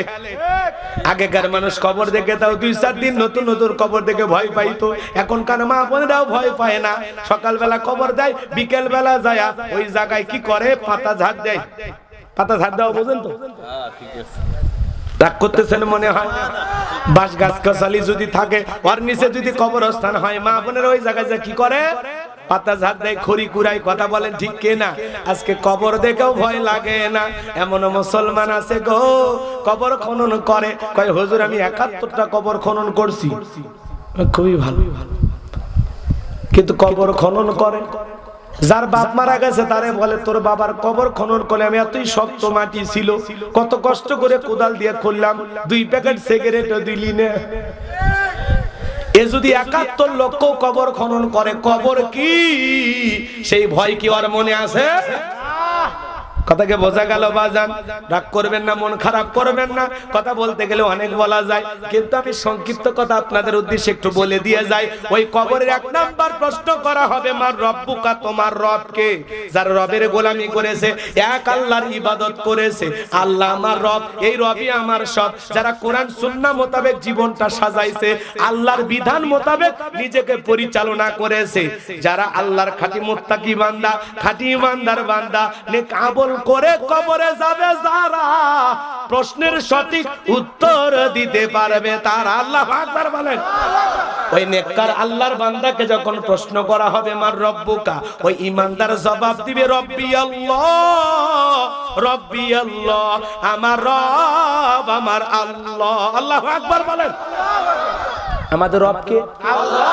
আরো জোরে বলেন, আল্লাহ আমার রব, এই রবই আমার সব। চাওয়ার আগে বান্দার জীবনের সব চাওয়া পূরণ করে দেন তিনি কে? আল্লাহ। ভালো করে বোঝেন। ওই কবরে 1 নাম্বার প্রশ্ন করা হবে মার রব্বুকা, তোমার রব কে? যারা নেক আমল করেছে, আল্লাহর গোলামি করেছে, আল্লাহ তাআলা আপনাকে আমাকে তার গোলামি করার জন্য সৃষ্টি করেছেন। ওয়া মা খলাকতুল জিন্না ওয়াল ইনসা ইল্লা লিয়াবুদুন, আমি মানব জাতি আর জিন জাতিকে সৃষ্টি করেছি কেবলমাত্র শুধুমাত্র একমাত্র আমি আল্লাহর দাসত্ব আর গোলামি করার জন্য। আমরা গোলামি করব কার? আল্লাহ আমাদের মনিব, আমরা সবাই আল্লাহর গোলাম। কথা বলেন ঠিক কি না? এই গোলামির পুরস্কার হলো জান্নাত। সুবহানাল্লাহ, সুবহানাল্লাহ। ভালো করে বোঝেন। চাকরি যারা করে তারাই তো বেতন বোনাস পায়, তারা তো বসের নাম জানে। কথা বলে ঠিক কিনা? কিন্তু যারা চাকরি করে না, এই যে আমাদের পাশে বসে আছেন আজকের মাহফিলের সভাপতি, আল্লাহর গোলাম জনাব ডাক্তার মোহাম্মদ শামসুর রহমান, উনি জাহাঙ্গীরনগর বিশ্ববিদ্যালয়ে চাকরি করেন। উনি চাকরি করেন, ওনার প্রতিষ্ঠানের নাম ওনার জানা আছে। উনি চাকরি করেন, উনি বেতন পান, বোনাস পান। কথা বলে ঠিক কিনা? তাহলে যারা আল্লাহর গোলামি করবে তারা তো রবের নাম জানবে, যারা আল্লাহর গোলামি করবে তারাই তো বোনাস হিসাবে, এই যে সারা জীবন যে গোলামি করলাম, আল্লাহর ইবাদত করলাম, দাসত্ব বন্দিগি করলাম, এর বিনিময়ে পুরস্কার হিসাবে, বেতন হিসাবে আল্লাহ তাআলা আপনাকে আমাকে দিবেন নিয়ামতে ভরা জান্নাত। আচ্ছা, জান্নাত যদি গোলামির পুরস্কার হয়, এর চাইতে দামি বেতন আর কিছু আছে না? এর চাইতে দামি পুরস্কার আছে না? শুধু জান্নাত পেয়ে তো ইমানদাররা শান্ত হবে না। ইমানদাররা যারা জান্নাতে যাবে, তারা আসমান জমিনের সৃষ্টিকর্তা মহান মালিক আল্লাহ তাআলার দিদার লাভ করবে। বলুন সুবহানাল্লাহ। জান্নাতে যাবে যারা রবকে দেখতে পারবে তারা। সুবহানাল্লাহ বলবেন না? মহান মালিক আল্লাহকে দেখার পর মনে হবে জান্নাতের চাইতে আমার মালিক। জান্নাত তখন আপনার আমার কাছে। কথা বলেন না কেন? একজন গোলামের কাছে মনিবের সাক্ষাৎ, এর চাইতে বড় পাওয়া আর কিছু হতে পারে না। তাহলে আমরা দিদার চাই কার? কষ্ট হচ্ছে আপনাদের? ভাই লম্বা সময় যদি হয়, একটু কষ্ট বলেন, সমস্যা নাই। অনেক কষ্ট করে বিশাল পথ পাড়ি দিয়ে আপনাদের মাঝে আসছি, একটু সময় যদি লাগে দেবেন তো ইনশাআল্লাহ। ভালো করে বোঝার চেষ্টা করেন। তাহলে কবরে 1 নাম্বার প্রশ্ন করা হবে মার রব্বুকা, তোমার রবকে? উত্তর দিতে পারবে তারা রবের খাঁটি গোলাম হয়ে, গোলামি করে, ইবাদত করে, মুত্তাকি হয়ে, খাঁটি মুসলিম হয়ে, খাঁটি ইমানদার হয়ে কবরে যাবে যারা। কথা বলেন ঠিক কিনা? যারা আল্লাহর গোলামি করবে না, এক আল্লাহর ইবাদত করবে না, যারা শয়তানের ধোকায় পড়ে, শয়তানের ওয়াসওয়াসায় পড়ে, যারা বলেছিল খাও দাও ফুর্তি করো, দুনিয়াটা মস্ত বড়, যারা মিসগাইড হয়েছিল, ভুল পথে পরিচালিত হয়েছিল, বাজান গো আমার, তাদেরকে যখন প্রশ্ন করা হবে মার রব্বুকা, তারা উত্তর দিতে পারবে না। যারা আল্লাহর অবাধ্য নাফরমান গুনাহগার বান্দা, এরা উত্তর দিতে পারবে। কথাকে বোঝা গেল? তাহলে কবরে এক নাম্বার প্রশ্ন মার রব্বুকা, তোমার রব কে? সেই রবের গোলামি করা দরকার আছে না নাই? যে আল্লাহ এত সুন্দর জমিনে বসবাসের ব্যবস্থা করে দিয়েছেন, এত সুন্দর নিয়ামত দিয়েছেন, কি খাবেন? 32 প্রকারের গোশত আল্লাহ হালাল করে দিয়েছেন, 450 প্রকারের উপরে বেশি মাছ আল্লাহ তাআলা হালাল করে দিয়েছেন। সুবহানাল্লাহ বলেন। কত ফল ফুট আল্লাহ দিয়েছেন। সে আল্লাহ তাআলার প্রশংসা আদায় করা দরকার আছে না নাই? সে আল্লাহর গোলামি করে নেক আমল করে কবরে কারা কারা যাবেন একটু হাত তোলেন তো দেখি। আল্লাহ আমাদের সবাইকে নেক আমল করে আল্লাহর প্রিয় বান্দাদের তালিকায়, প্রিয় বান্দাদের কাতারে আমাদেরকে আল্লাহ শামিল করে নেন। জোরে বলেন আমিন। আল্লাহ আমাদের সবাইকে নেক আমল করার তৌফিক দান করুন। 5 ওয়াক্ত সালাত মসজিদে গিয়ে জামাতের সহিত আদায় করা তৌফিক দান করুন। জোরে বলেন আমিন। হাত নামান। ওই যে কবরে যারা গেছে ওনারা টের পাইতেছে যে দুনিয়ার দাম কত। কথা বলেন ঠিক কিনা? বাজানো গো হেলায় খেলায় কথা আর বাড়াবো না, সংক্ষিপ্ত কথা বলে দিয়ে যায়। আল্লাহ ডেকে বলেন ইন্নাল্লাযীনা ক্বালু রাব্বুনাল্লাহ, নিশ্চয়ই যারা বলে আমি তাদের রব। আমাদের রব কে? কিন্তু এই পৃথিবীর জমিনে আল্লাহ যদি কাউকে জিরো থেকে হিরো বানায়, কথা বোঝেন নাই? জিরো থেকে হিরো বানায়, সামান্য একটু পাওয়ার রাজত্ব ক্ষমতা দেয়, ক্ষমতার চেয়ারে বসার পর নিজেকে আনা রব্বুকুমুল আলা বলে দাবি করেছিল। এরকম জালেম শাসক পৃথিবীর জমিনে একজন এসেছিল, এর নাম হলো কাবুস। কি নাম? কাবুস। আবার বলা হয় বলখিয়া, আবার কিপ্তিদের তরফ থেকে নাম ছিল রামসিস। মিশরের বাদশা হওয়ার পর উপাধি নাম হলো ফিরাউন। কি নাম? সংক্ষিপ্ত সময় কি একটু ঘটনাটা বলবো, তাহলে বুঝতে পারবেন। খাপে খাপ মমতাজের বাপ, শয়তানের বংশ হয়ে যাবে সাপ। কথা বলে না? কষ্ট মনে নেন না। এ ছিল একটা ভবঘুরে যুবক। কাবুস নামের ফিরাউন ছিল ভবঘুরে যুবক। ভবঘুরে যুবক মানে বোঝেন না? যারা কাজকর্ম নাই, ইয়াবা ফেন্সিডিল গাঁজা মদ খায়া গাছক ধাক্কা মেরে কয় ভাইজান সাইদ দেন। বউ যদি দরজা খোলে, অমুকের বাপ তুমি ঢোলকা, কয় মা তুই বুঝবো না, আজ একটু বেশি পরিমাণে মাল খাসি। আছে না নেশাখোর? নেশাখোর বোঝেন তো? মাদক সেবনকারী এরকম বাচ্চা কাচ্চা আপনাদের এলাকায় নাই তো?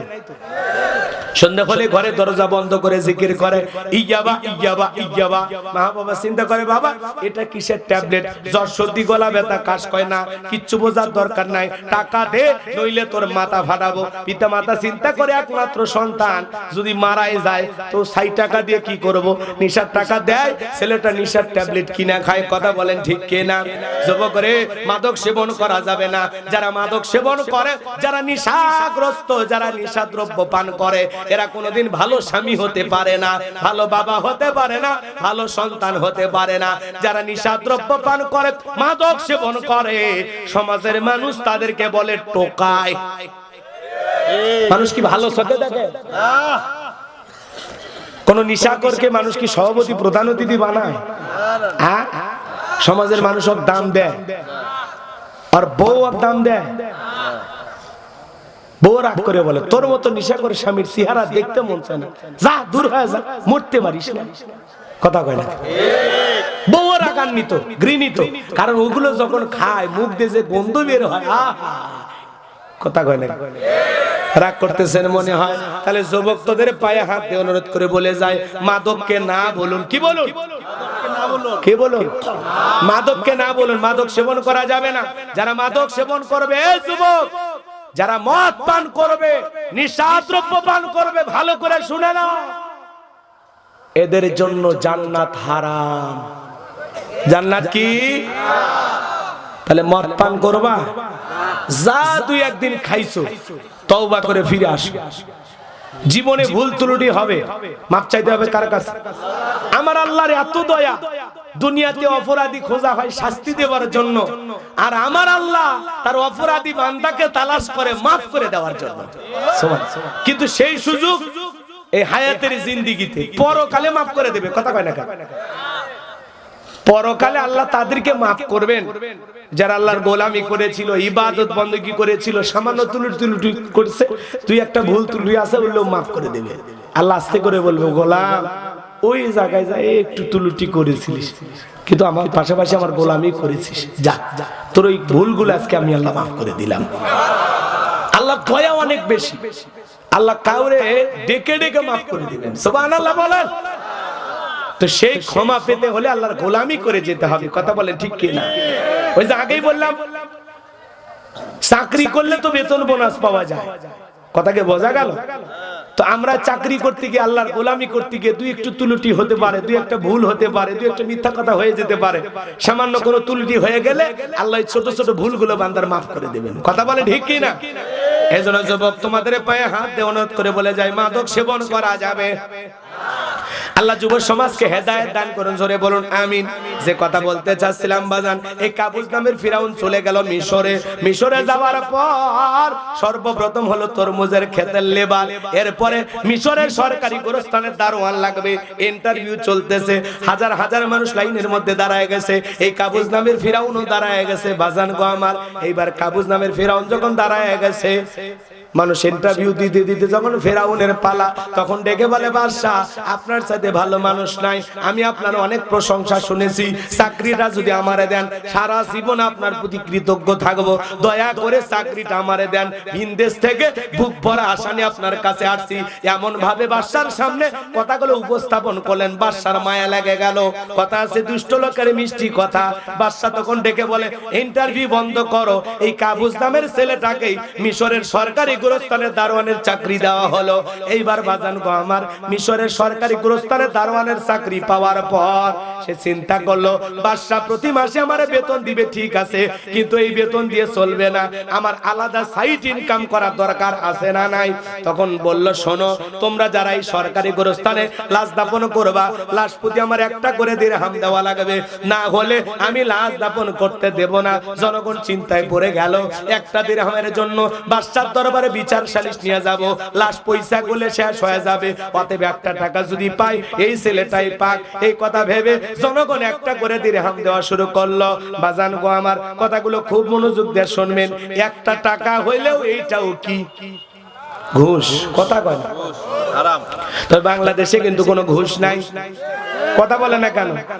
শোনো, এই দেশটার গল্প করি, দেশটা মনে হয় স্বপ্নপুরী, শুধু কর ঘুষ কর মদ খোর জুয়া খোর, হে তাই আসে ভুরি ভুরি, হে তাই আসে ভুরি ভুরি। এ দেশে অসৎ কামাই কেউ করে না, তবে ঘুষের টাকা পেলে কেউ তো ছাড়ে না।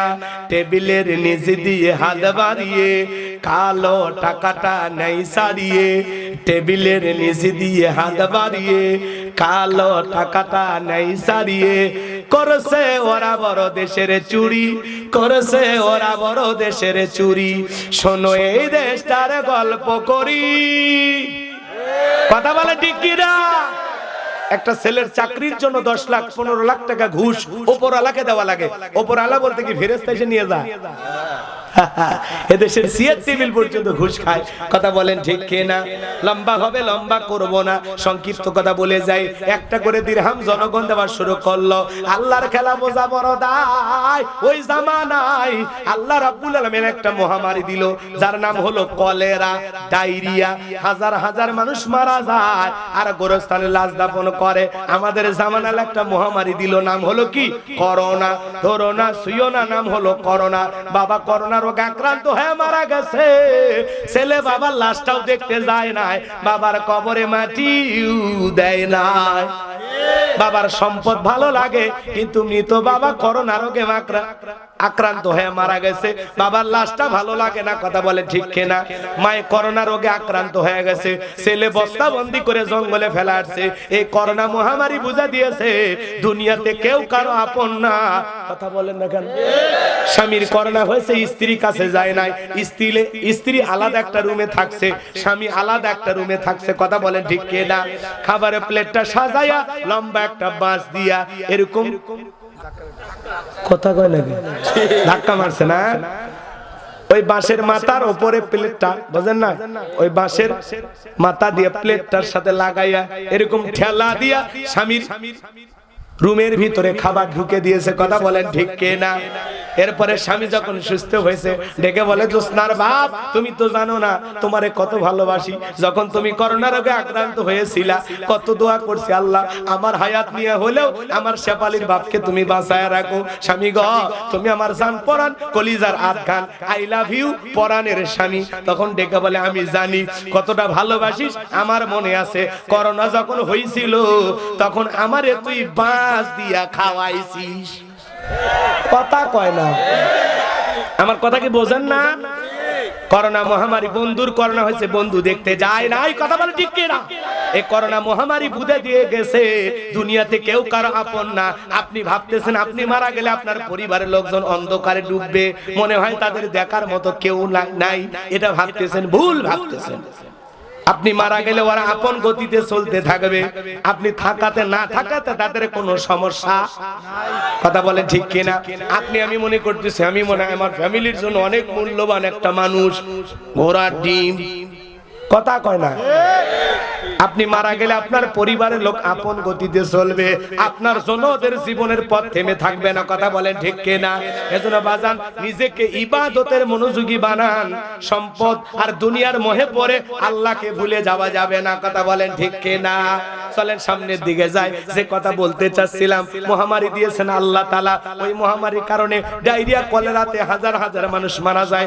তখন তো একটা ডাক্তার ছিল না, এত হাসপাতাল ছিল না, হাজার হাজার মানুষ মারা যায় আর গোরস্থানে লাশ দাফন হয়, আর একটা করে দিরহাম ফিরাউনের পকেটে ওঠে। টাকা পাইতে পাইতে এত টাকার মালিক হয়ে গেল, টাকা রাখার কোনো জায়গা নাই। এইবার বাদশার দরবারে একদিন চলে গেল, বাদশা গো আমার কাছে কিছু টাকা পয়সা হয়ে গেছে, এলাকায় যারা গরিব মানুষ আছে খাজনা দিতে পারে না, দুঃখী মানুষ আছে খাইতে পারে না, আমি একটু খাজনা পরিশোধ করে দুঃখী মানুষের মুখে খাবার তুলে দিয়ে একটু জনসেবামূলক কাজ করতে চাই। হাজার হাজার মানুষের খাজনা পরিশোধ করে দিলেন, হাজার হাজার গরিব দুঃখীর মাঝে টাকা বিতরণ করলেন।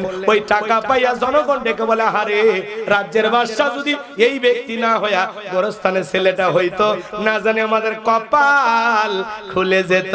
নির্বাচনের আগে একটু জনসেবামূলক কাজ করার দরকার আছে না নাই? নির্বাচনের আগে মাথায় টুপি, মুখে দাড়ি, গায়ে লম্বা পাঞ্জাবি, দেখে মনে আসমান থেকে জিবরাইলের খালু নাজিল হয়েছে।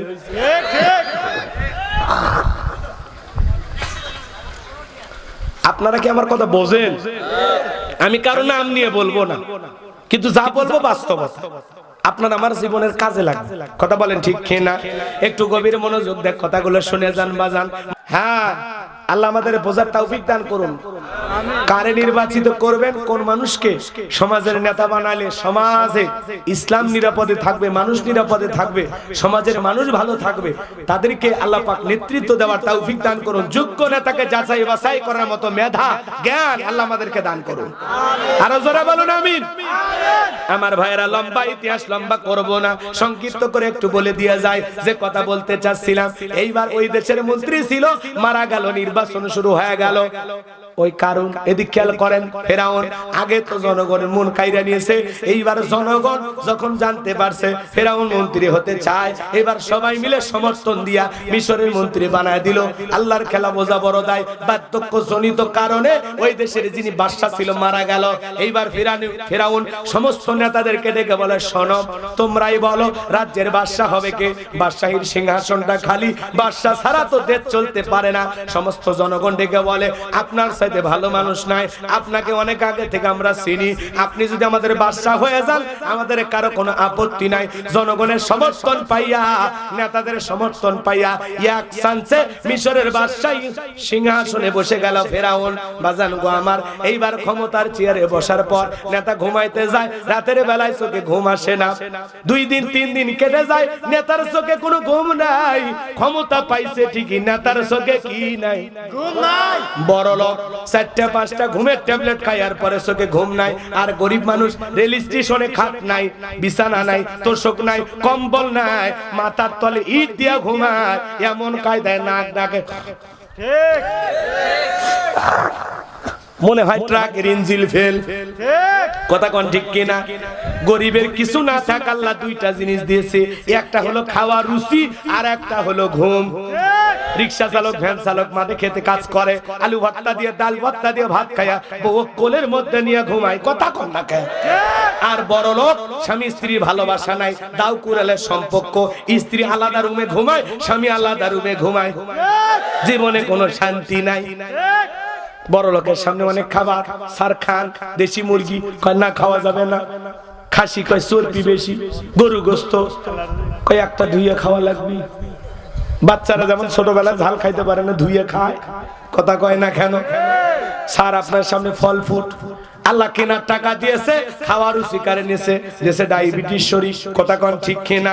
তার মানে বড় লোকের কেনার টাকা আছে, খাওয়ার রুচি নাই, আর গরিব টাকায় বলে কি কয় এগুলো বলে চলবে না, আমারে দিয়ে দেখ অটো মেশিনের মতো সব খেয়ে ফেলে দেবো, কথা কন ঠিক কিনা? গরিবের কেনার টাকা নাই, খাওয়ার রুচি আছে, আর ধনীর কেনার টাকা আছে কিন্তু খাওয়ার রুচি নাই। 4টা 5টা ট্যাবলেট খায় বড় লোক ঘুমায়, এরপরে রাতে 2টার দিকে উইঠা সিসি ফুটেজ দেখে কেউ ঢুকছে নাকি মারার জন্য। কারণ ওর বিল্ডিং এর ইটের ভিতরে জনগণের জুলুমের গন্ধ পাওয়া যায়, মানুষের টাকা লুটপাট করে খাবার গন্ধ পাওয়া যায়, না জানি জনগণ আইসে ইট খোলা কখন শুরু করে, এই ভয়ে বাড়ির চতুর্দিকে সিসি ক্যামেরা। রাগ করতেছেন? করেন, সমস্যা কি? জীবনে আর আপনাদের এলাকায় আসবো না, গাইবান্ধা থেকে কষ্ট করে আসছি যখন, যা আছে কপালে হবে কাল সকালে, খালি ওয়াজ না ওয়াশও করা লাগে, কথা কন? কষ্ট হচ্ছে না? যারা জনগণের প্রতি জুলুম করে, যে কালো বাজারে ব্যবসায়ী সিন্ডিকেটের মাধ্যমে প্রতিদিন দ্রব্য মূল্যের বাজারে আগুন লাগায়, গরিব বাজারে ব্যাগ নিয়ে কাঁদে, আর তুমি ধনী 10 টাকার জিনিস 100 টাকায় বিক্রি করো। পৃথিবীর এমন কোন দেশ নাই যে দেশে 100 টাকার উপরে চিনি, আর বাংলাদেশে এত কুশার, এত সুগার মিল, আখ খেতে ছাগল বন্দি থাকে। যে দেশের এত উন্নতি, সেই দেশে সেই যে কবে সেঞ্চুরি পার করছে চিনি আর নিচে নামে না, কথা কন ঠিক কিনা?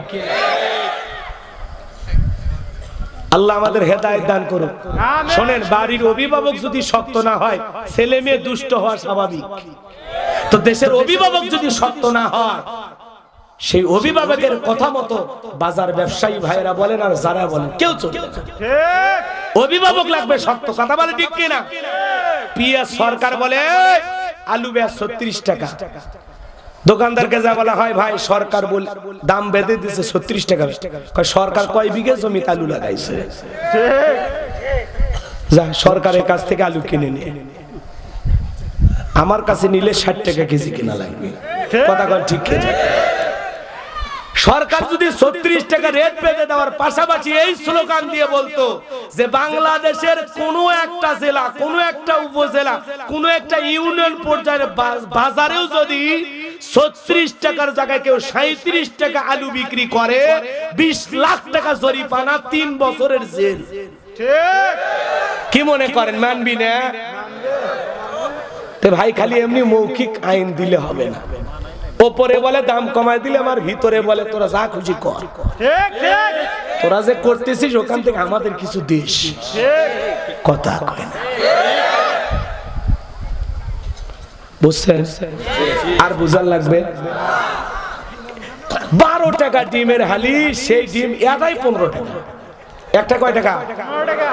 কি রে ভাই, কি এটা কি ডিম নাকি আর ভিতরে সোনা বের হয়?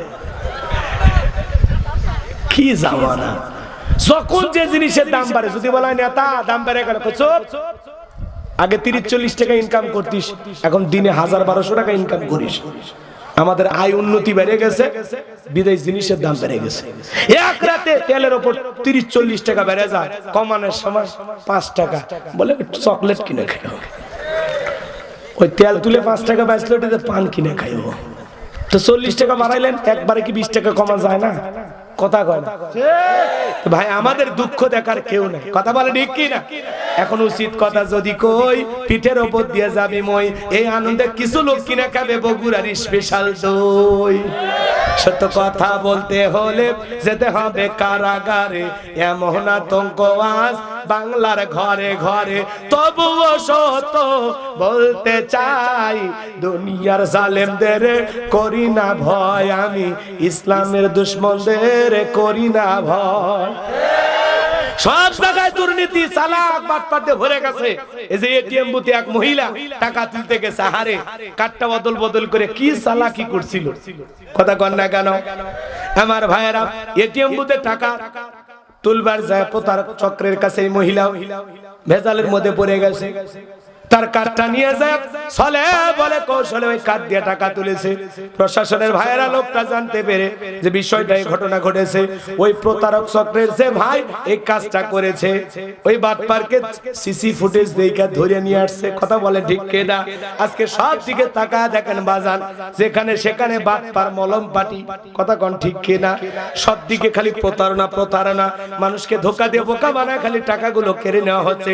এটিএম বুথের মতো নিরাপদ জায়গাতেও টাকা তুলতে যা শান্তি নাই, একটু হালকা প্রতারণা শিকার কার্ড এইটা অদল বদল কইরা, কথা বোঝেন নাই? এটিএম কার্ড থাকে না, কার্ডটা অদল বদল কইরা দিয়ে দিয়েছে আজকে সমাজে।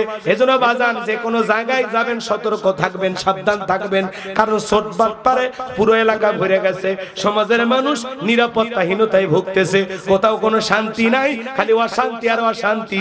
মানুষের জানমালের কোনো নিরাপত্তা নাই, একমাত্র আল্লাহ পারে আমাদেরকে নিরাপত্তা দিতে।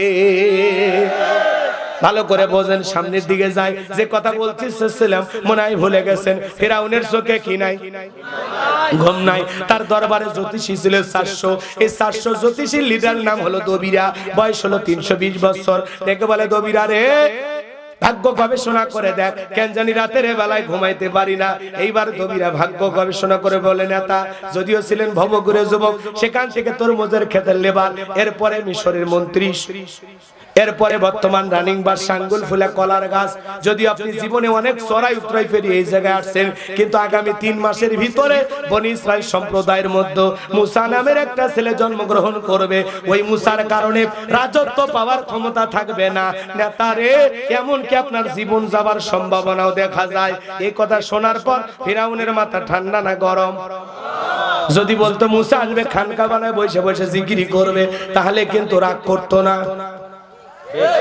আজকেও দেখেন না, যারা খানকায় বসে জিকিরি করে, লাফালাফি করে, ওদেরকে কেউ টার্গেট করে না, পারলে 2-4টা গরু ছাগল দিয়ে সহযোগিতা করে।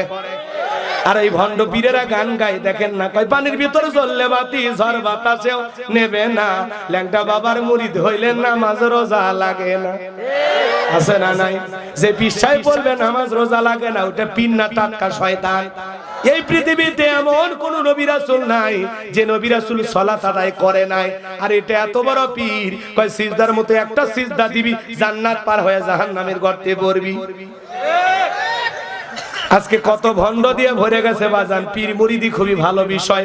আগে আল্লাহওয়ালা ছিল, পীর ছিল শাহজালাল, শাহ পরান, শাহ মাকদুম, বাইজিদ বোস্তামি, আব্দুল কাদের জিলানী, আল্লামা খাজা মুঈনুদ্দিন চিশতি রহমাতুল্লাহ আলাইহি, রংপুরের কেরামতুল্লাহ, বগুড়ার শাহ সুলতান, এই যে বাগেরহাটের খান জাহান আলী, রাজশাহীর শাহ মাকদুম, বড় বড় আল্লাহওয়ালাদের কারণে এদেশে ইসলামের প্রচার প্রসার হয়েছে।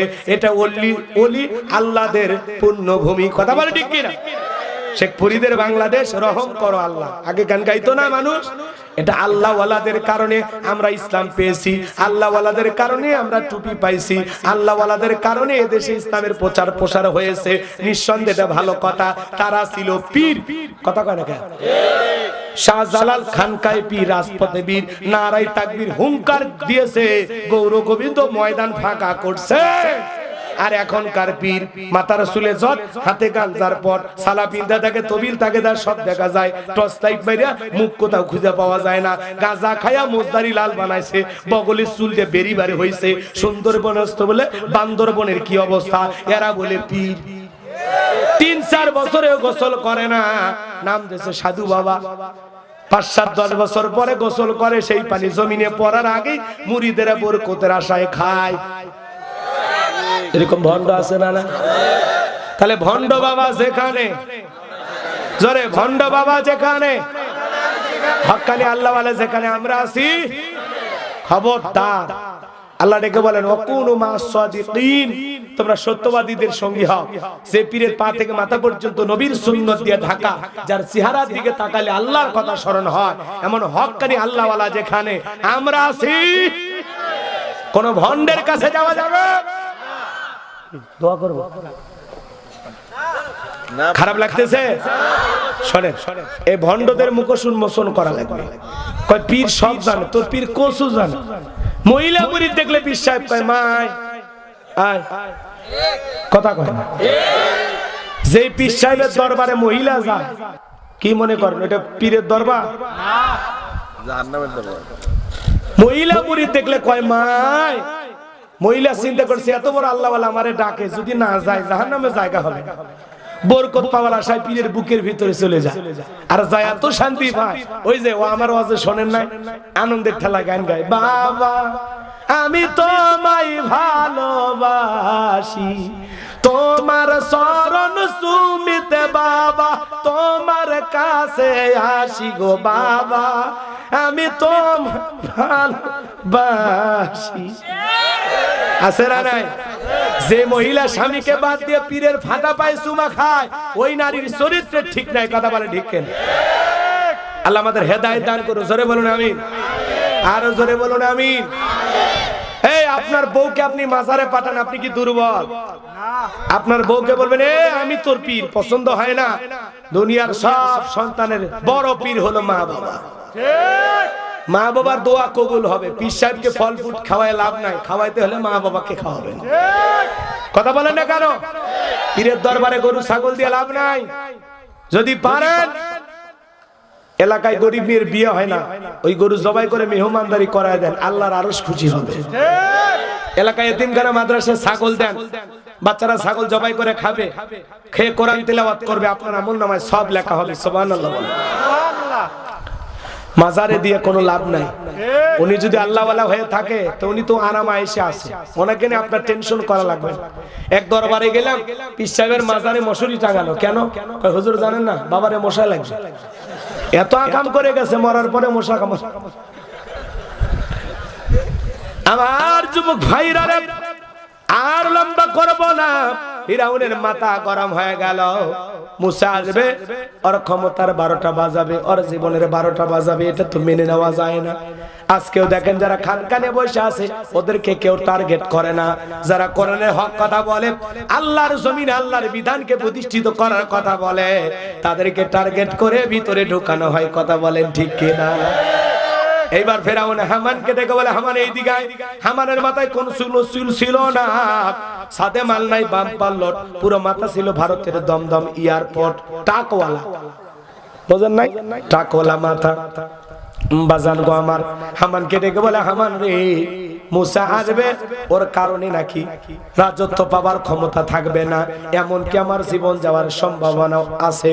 এই কথা শোনার পর হামান ডেকে বলেন, এত টেনশন নাই, মাইট ইজ রাইট, জোরজার মল্লুক তার পাবার রাজত্ব ক্ষমতা আমাদের হাতে। আমরা মিশরে যা বলবো মিশরের জনগণ তাই মানতে বাধ্য। তাই নাকি? বলে হ্যাঁ। তাহলে কি করতে চাস? হামান ডেকে বলেন, যত ছেলে সন্তান জন্মগ্রহণ করবে সবাইকে জবাই করে করে দুনিয়ার বুক থেকে বিদায় করে দেব, তাহলে আপনার শত্রুর আগমন ঘটবে না। এই কথা শোনার পর ফিরাউন ডেকে বলে, হামান রে, আসলেই তোর মাথায় বুদ্ধি আছে, তবে শোন, ছেলেগুলোকে জবাই করবি, মেয়েগুলোকে জবাই করবি না, কারণ মেয়েদের মধ্যে আমার শত্রু নাই, ছেলেদের মধ্যে আমার শত্রু আছে। কথা বলেন ঠিক কিনা? তার মানে সরে হলেও মানুষ ভালো, মোবাইল নিয়ে গেল, সিম কার্ড খুলে দিয়ে গেল। কথা বলেন ঠিক কিনা? এইবার সন্তান জবাই করা শুরু হয়ে গেল। বলেন তো মাজার মুসা কয়জন? আরো জোরে। আরে জালেমেরা যারে পায় তারে ধরে জবাই করে, ছেলে হইলে জবাই করে, ছেলে হইলে জবাই করে। মুসা মাত্র একজন, আর জালেমদের কাছে অপরাধ করে একজন। জালেমেরা সেই অপরাধের শাস্তি হাজার জনের উপরে চাপায় দেয়। কথা বলেন ঠিক কিনা? এইবার সন্তান জবাই করা শুরু হয়ে গেল। 3 মাস অতিবাহিত হয়ে যাওয়ার পর দবিরাকে ডেকে বলে, দবিরা এইবার ভাগ্য গবেষণা করে দেখ, আমার পথের কাটা মুসা মরলো না বাঁচলো। দবিরা গবেষণা করে বলে, নেতা যদি বনি ইসরাইল মায়ের বুক খালি কইরা হাজার হাজার সন্তানকে জবাই করেছেন, কিন্তু আপনার পথের কাটা মুসা এখনো মরে নাই, মায়ের কোলে জীবিত আছে, সুস্থ আছে, কিন্তু কোথায় আছে, কোন বাড়িতে আছে, এইটা বলার ক্ষমতা আমাদের নাই। জোরে বলেন আল্লাহু আকবার। ওয়া মাকারু ওয়া মাকারাল্লাহ ওয়াল্লাহু খায়রুল মাকিরিন। খেলাকা আল্লাহ চাই মুসারে বাঁচাইতে, আর ফিরাউন চাই মারতে, আর 14 গোষ্ঠী এক জায়গায় হয়ে মারতে পারবে না। এইবার ফিরাউন সেনাবাহিনীকে ধমক দিয়ে বলে, যাও এলাকায় তল্লাশি চালাও, চিরনি অভিযান চালাও, যে জায়গায় মুসারে পাইবা ধরবা আর জবাই করবা। একদল সেনাবাহিনী মুসা নবীর বাড়ির দিকে রওনা করেছেন। মুসা নবীর বড় বোন নাম তার মারিয়াম দেখে বলে, মা ওই যে ফিরাউনের সেনাবাহিনী দেখা যায়, মা ভাইকে তুমি কই লুকিয়ে রাখবা। মুসা নবীর মা সন্তানকে কোলের মধ্যে নিয়ে একবার এই দিকে দৌড়ায় আর একবার ওই দিকে দৌড়ায়। দৌড়াইতে দৌড়াইতে কে যেন ইলহামের মাধ্যমে গায়েবী আওয়াজ দেয়, বলে, মুসার মা আর কতদিন ওই জালেমদের ভয়ে সন্তানকে নিয়ে এভাবে দৌড়াইবা? চুলার ভিতরে সন্তানটাকে ফেলে দাও, কথা দিলাম গো তোমার ছেলেকে তোমার কোলে ফেরাইয়া দেব। মুসা নবীর মা তাই করলেন, চুলার ভিতরে সন্তানটাকে ফেলে দিলেন ভাসান। এইবার ফেরাউনের সেনাবাহিনী পুরো বাড়ি সার্চ করলেন।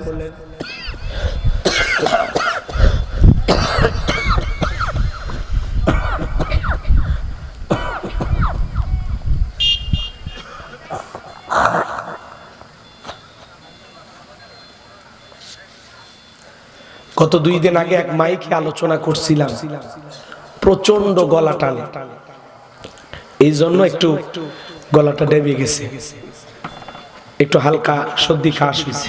কষ্ট হচ্ছে আপনাদের না? আপনারা তো জীবনে কোনোদিন অসুস্থ হননি, তা আমিও মানুষ নাকি রোবট? যদি বলতাম যে ভাই অসুস্থ মাহফিলে যাব না, তাহলে এদের অবস্থাটা কি হতো বলেন? তা আমি অসুস্থ আপনাদেরকে এটা বলতেছি না, একটু দোয়া করবেন। এই যে মাঝে মাঝে একটু বিরক্ত করতেছি, এটা কে দিল? আহা, কষ্ট হচ্ছে আপনাদের না ভাই? ইকো আছে, হালকা একটু ইকো দাও তো। আমার ভাইরা যে কথা বলতে চাচ্ছিলাম, গভীর মনোযোগ দিয়ে কথাগুলো শুনবেন বাজান। এইবার ফেরাউনের সেনাবাহিনী পুরো বাড়ি সার্চ করে তল্লাশি চালায় চলে গেল। কোথাও কোনো আসামি বাজান গো আমার, কোথাও কোনো সন্তান খুঁজে পেল না। এরা যখন সবাই চলে যাওয়ার পর মুসা নবীর মা চুলার ভিতরে তাকায় দেখেন মুসা নবী চুলার ভিতরে পড়ে মুস্কি মুস্কি হাসে। সন্তানকে কোলের মধ্যে তুলে নিলেন, গালে মুখে চুমা খায়। আবার কে জানো গাইবে আওয়াজ দে, বলে, মুসার মা কতদিন জালেমদের ভয়ে সন্তানকে ভাবে লুকিয়ে রাখবা? সিন্ধুক একটা বানাইয়া দরিয়ার বুকে ভাসায়া দাও, কথা দিলাম গো আবারও তোমার ছেলেকে তোমার কোলে ফেরায় দেব। সুবহানাল্লাহ। মুসা নবীর মা টেনশনে পড়ে গেলেন, সিন্ধুক পাবেন কোথায়? সকালবেলা কে জানো ডেকে বলে, মিস্ত্রি লাগবে মা। ও মা মিস্ত্রি লাগবে। মুসা নবীর মা ও ডেকে বলে, ও মিস্ত্রি দিকে আসো। জীবনে কোনোদিন এইভাবে মিস্ত্রি বলে কেউ তো ডাক দিল না, তুমি কেমন মিস্ত্রি, কি বানাইতে পারো? ডেকে বলে, মা আপনি যদি মনে করেন এমন একটা সিন্ধুক আপনার দরকার, যেই সিন্ধুকের ভিতরে আপনার সন্তানকে তুলে দরিয়ার বুকে ভাসায় দিবেন, আপনি চাইলে আমি এরকম একটা সিন্ধুক বানাই দিতে পারি। এই কথা যখন বলেছে মুসা নবীর মা ডেকে বলে, মিস্ত্রি তুমি তোমার মনের কথাই বলেছো, এরকম একটা সিন্ধুকই তো আমার দরকার। মিস্ত্রি বলে, মা ভিতর থেকে একটু পানি নিয়ে আসেন, যন্ত্রপাতি আছে ধার দেবার জন্য পানির প্রয়োজন হতে পারে, আবার না হলেও চলবে। মুসা নবীর মা এইবার ভিতর থেকে পানি নিয়ে আসা দেখে মিস্ত্রি সুন্দর একটা সিন্ধুক বানায়া দাঁড়িয়ে আছে। এইবার সিন্ধুকটা হাতের মধ্যে দিয়া মিস্ত্রি শুধু দৌড়াইতে লাগলো। মুসা নবীর মা ডেকে বলে, মিস্ত্রি লোহার পয়সা কি নিবা না, কাঠের পয়সা কি নিবা না, তোমার পারিশ্রমিকের দামটা কি নিবা না? এই বিপদের দিনে এত বড় উপকার করলা, ও মিস্ত্রি তুমি কি কোনো কিছু নিবা না? মিস্ত্রি ডেকে বলে, মা যারা বিপদে পড়ে আমি তাদের উপকার করি, বিনিময়ে টাকা পয়সা গ্রহণ করি না। মুসা নবীর মা তখন বলে, মিস্ত্রি লোহার পয়সাও নিলা না, কাঠের পয়সাও নিলা না, তোমার পারিশ্রমিকের দামটাও নিলা না, অন্তত তোমার নামটা বলে যাও, মাঝে মাঝে তোমার কথা মনে হলে আল্লাহর কাছে তোমার জন্য দোয়া করব। মিস্ত্রি ডেকে বলে, মা আমি দুনিয়ার সাধারণ কোন মিস্ত্রি না, আমি আল্লাহর ফেরেশতা, আমার নাম হলো জিবরাইল। এইবার সিন্ধুকের ভিতরে মুসা নবীকে তুলে দরিয়ার বুকে ভাসা দিলেন বাজান। আর মেয়ে মারিয়ামকে বলে, মা সিন্ধুক ভাসতে ভাসতে কই যায় খবর নিয়ে আসবি। এইবার সিন্ধুক ভাসতে ভাসতে ফিরাউনের ঘাটে চলে গেল বাজান।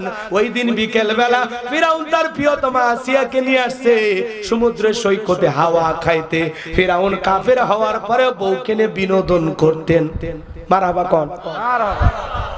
মাঝে মাঝে বউকে নিয়ে এখানে সেখানে ঘুরতে যাবেন, বেড়াইতে যাবেন, পিকনিক স্পট গুলোতে যাবেন, 7 দিন 5 দিনের জন্য কক্সবাজার চলে যাবেন। কথা কয় না? বউকে নিয়ে হালাল বিনোদন করতে কোনো বাধা নাই। বউকে বোরকা পরায়, পর্দা করায় আপনি নিয়ে যাবেন। আপনার বউ যদি বোরকা পরে পর্দা করে হাত মুজে পা মুজে লাগাইয়া কক্সবাজারে ঘোরেন, সমস্যা আছে?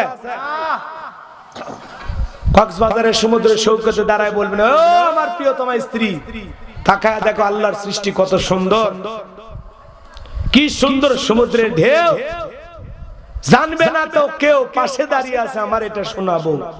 বউ খুশি হয়ে যাবে। কথা বলে ঠিক কিনা? বউকে নিয়ে মাঝে মাঝে এখানে সেখানে ঘুরতে যাবেন, কোনো গুনাহ হবে না। গুনাহ হবে তখন কক্সবাজারে যায় বউকে নিয়ে হাফ প্যান্ট পরে গোসল করবেন যাবেন। কথা কয় না? তাহলে গুনাহ হবে। এমনি সমুদ্রের ঢেউ দেখলে কোনো গুনাহ হবে? কথা কয় না কেন? এই জায়গায় লেখা দিচ্ছে, হুজুর মহিলাদের একটু ওয়াজ করবেন, মা বোনদের ওয়াজ করার সময় আজকে নাই। কষ্ট পাচ্ছেন? ওটা আগে বলা লাগতো, তাহলে খালি মহিলাদেরই ওয়াজ করতেন নাকি? কথা মা বোনদের ওয়াজ কম, দাম বেশি। সুবহানাল্লাহ বলেন। বইয়ের মন খুশি রাখবেন। একটা বইয়ের মন খুশি রাখতে পারেন আপনি কেমন পুরুষ? কথা কয় না কেন? রাগ করতেছেন মনে হয়। বইয়ের মন খুশি রাখালেন। আল্লাহ আমাদের বোঝার তৌফিক দান করুন। জোরে বলুন আমিন। আমার বাবা জিরা, মা বোনদের উদ্দেশ্যে আমি সামান্য একটি কথা বলে দিয়ে যাই। মা 7টা আমলে আপনাদের জন্য একটা জান্নাতের দরজা খোলা। 1 নাম্বার নামাজ, 2 নাম্বার রোজা, 3 নাম্বার ফরজ পর্দা, 4 নাম্বার স্বামীর খেদমত। এই 4টা আমল করলে মা বোনেরা 8টা জান্নাতের নামাজ পড়ে না। জোহরের নামাজ পড়ে আসরের সময়, আর আসরের নামাজ পড়ে মাগরিবের সময়, আর মাগরিবের নামাজ তো হয় না, হাঁসের বাচ্চা গরু ছাগল তুলবার যায় শেষ। আবার যখন এশার নামাজের সময় হয়, স্টার জলসা জি বাংলার সিরিয়াল দেখবার যায় শেষ। তবে ঢাকা শহরে অবশ্য এগুলো কেউ দেখে না। না, ঢাকা শহরে এগুলো চলে না। চলে যাই হোক, মহিলাদের আলোচনা যদি সম্ভব হয় আমি শেষের দিকে আলোচনা করবো বাজান। আমার আলোচনা আমি তিলাওয়াত করেছি যে আয়াতে কারিমা, সেটা বোঝানোর জন্য একটা ঘটনা আপনাদের সামনে শুরু করেছি। আমার টার্গেট মোতাবেক আমাকে একটু পৌঁছানোর সুযোগ দেন। কথা বলেন না কেন? ফেরাউনক সাইজ করে যাবেন না, অক্সুবে মারিয়ে না গেলে শান্তি পাবেন, রাতের ঘুম হবে, নীল লাগে থাকবে। আমার এইবার সিন্ধুকটা তুইলা নেতার সামনে নিয়ে গেছে। ফিরাউন ডেকে বলে, সিন্ধুকটা খোলো তো দেখি। এইবার সিন্ধুকটা যখন খোলা হলো, সবাই তাকায় দেখে আকাশের পূর্ণিমার চাঁদ সিন্ধুকের ভিতরে ধরা দিয়েছে। এইবার ফেরাউন ডেকে বলে, তরবারি আন, সবাই কর। আসিয়া বলে, থামো, খালি মারা শিখছো, এতগুলো মারলা তাও কি শান্তি পাইলা না? স্বামী গো, এই ছেলেটাকে মারার আগে আমার একটা কথা শোনো, এই যে সিন্ধুকটা দেখো তো, এমন কাঠ কি তোমার দেশে পাওয়া যায়? ফেরাউন এইবার কাঠটা নাইরা চাইরা, সিন্ধুক নাইরা চাইরা ডেকে বলে, বিবি রে, এমন কাঠ তো আমি কেন আমার বাপ দাদাও কোনোদিন দেখে নাই। আসিয়া বলে, স্বামী গো, এটা ভিন দেশি কারো সন্তান, বাঁচতে বাঁচতে আমাদের দেশে এসেছে। এই ছেলেটাকে আমি মারতে দেব না, এই ছেলেটাকে আমি লালন পালন করব আমাদের ছেলে হিসাবে। আল্লাহু আকবার বলেন। আসিয়ার কথা শোনার পর ফিরাউন অবাক হয়ে গেলেন, চিন্তা করলেন বইয়ের কথা তো একবার শোনা দরকার। অনেক কঠিন স্বামী কিন্তু মাঝে মাঝে বইয়ের কাছে দুর্বল হয়ে যায়। দেখে বলে ঠিক আছে যা, এই ছেলে আজ থেকে আমাদের পালক পুত্র। কথা আছে যেখানে বাঘের ভয় সেখানে রাত হয়। যারে খুঁজতেছো মারার জন্য আল্লাহ তোমার দায়িত্ব দিল তারই লালন পালন করার জন্য। আসিয়া মুসা নবীকে কোলের মধ্যে নিয়ে ডেকে বলে শোনো, খালি ছেলে দিলে হবে না, এই ছেলেকে দুধ পান করাবে কে? শহর বন্দর থেকে খবর পাঠায়া দাও যে সমস্ত মহিলারা সন্তানকে দুধ পান করাইতে চায়, যার দুধ এই ছেলেটা পান করবে সেই মহিলাকে মাসে মাসে বেতন দেওয়া হবে, থাকার কোয়ার্টার তার জন্য ফ্রি। বাজান গো আমার, এইবার হাজার হাজার মহিলা ফিরাউনের দরবারে লাইন দিয়েছে। ফিরাউনের পালক পুত্রকে কি করবে? দুধ পান করাবে। বাজান গো আমার, হাজার হাজার মহিলা স্তন খুলে মুখ লাগায় দেয়। নবী মুসা কোন মহিলার স্তনে দুধ পান করে না। সমস্ত নারীরা ব্যর্থ হয়ে চলে গেল। ওই যে মুসা নবীর বড় বোন, নাম তার মারিয়ম।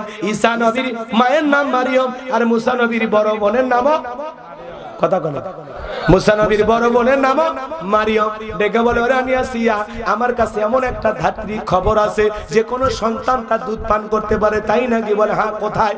এইবার দুইজন লোক পাঠাইয়া মুসা নবীর মাকে ফেরাউনের দরবারে নিয়ে আসার পর এইবার মুসা নবীর মা সন্তানকে কোলের মধ্যে নিয়া যখন স্তন খুলে মুখ লাগায় দিয়েছে, নবী মুসা তখন মায়ের স্তনে দুধ খাওয়া শুরু করেছে।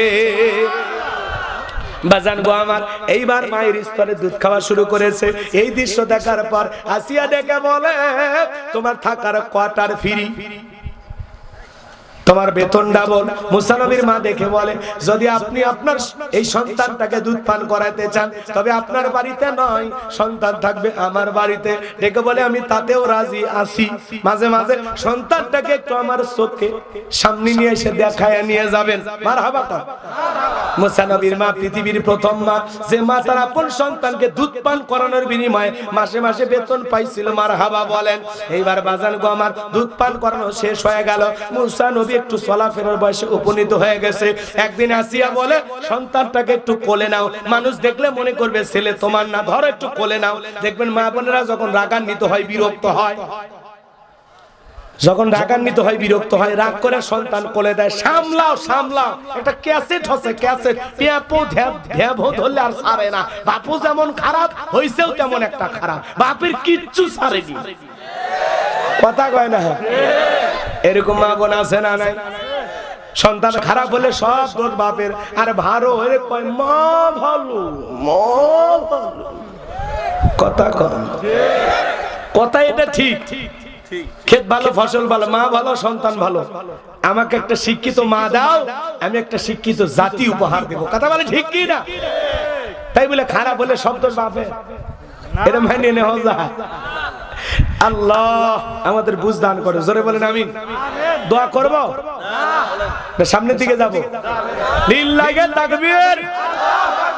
বাজান গো আমার, সংক্ষিপ্ত কথা বলে দিয়ে যায় যে কথা বলতে চাচ্ছিলাম। এবার গভীর মনোযোগ দিয়ে গুনাহগারের কথাগুলো শুনে যান। এ বাজান গো, এইবার ফিরাউন মুসা নবীকে কোলের মধ্যে নিয়া, চেহারাটা এত সুন্দর, মায় লাগছে একটু চুমা খাই।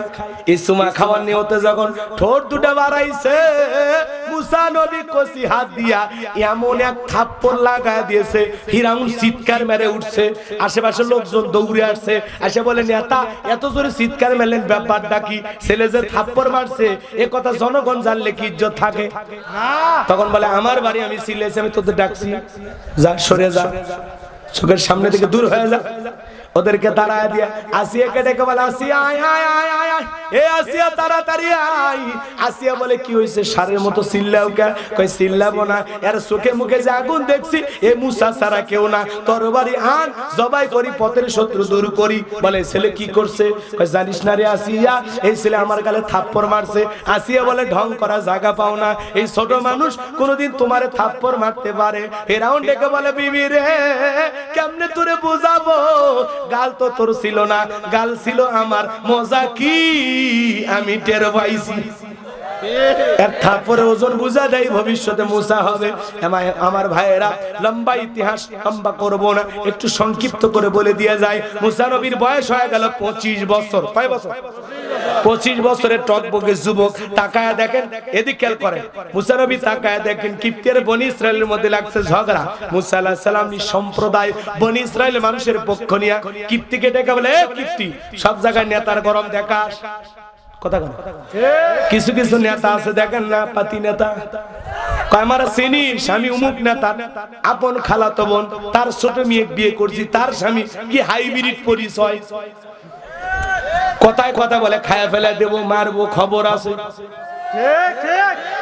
আপনি কি মানুষ মুরগি রান পাইছেন নাকি খায়া ফেলে দিবে? খাইতে এসে দেখেন, কথা কয় না কে? তুমি একটা মারবে, আমরা দুটো মারতে পারবো না? তুমি 10টা মারবে, দুটো মারতে পারবো না?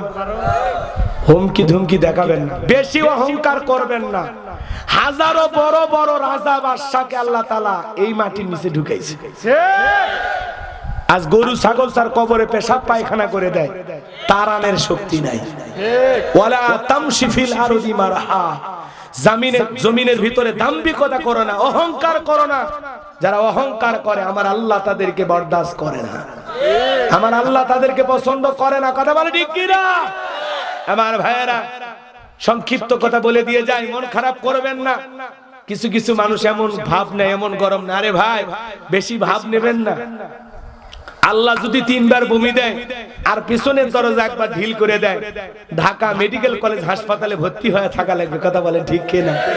সকালবেলা স্ত্রী দেখতে গেছে, সেলিমের বাপ, তোমার শরীরের কি অবস্থা? কয় মা তুই দোয়া কর। বড় ছেলে দুপুরে দেখতে গেছে, আব্বা শরীরের কি অবস্থা? কয় ভাই তোমাকে চিনতে পারলাম না।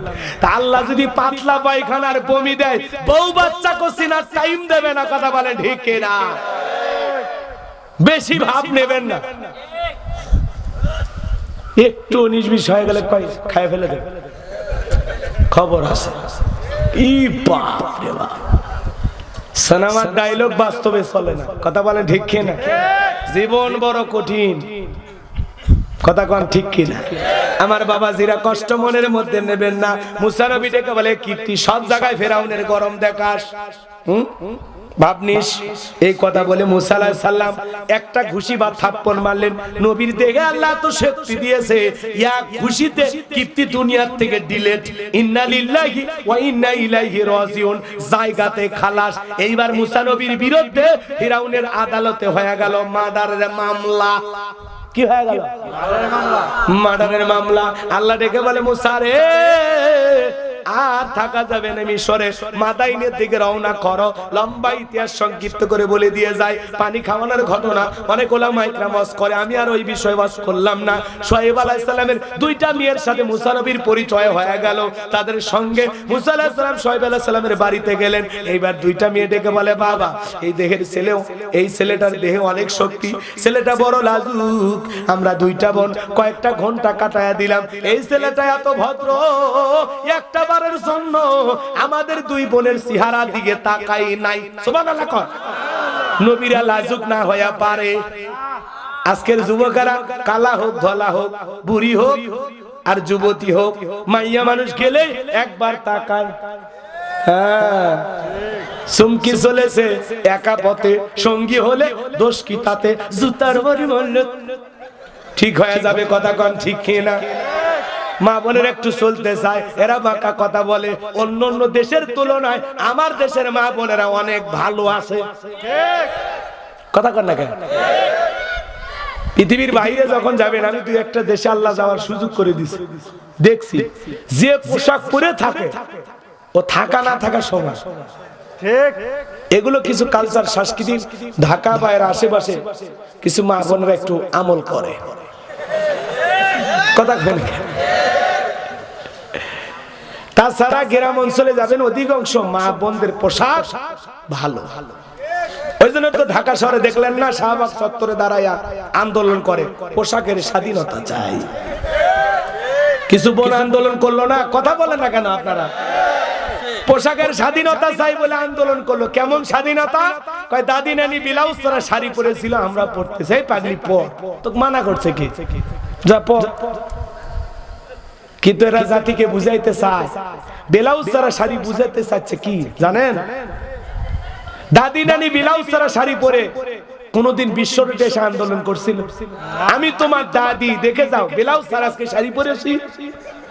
ব্লাউজ আছে না নাই টের পাওয়া গেছে?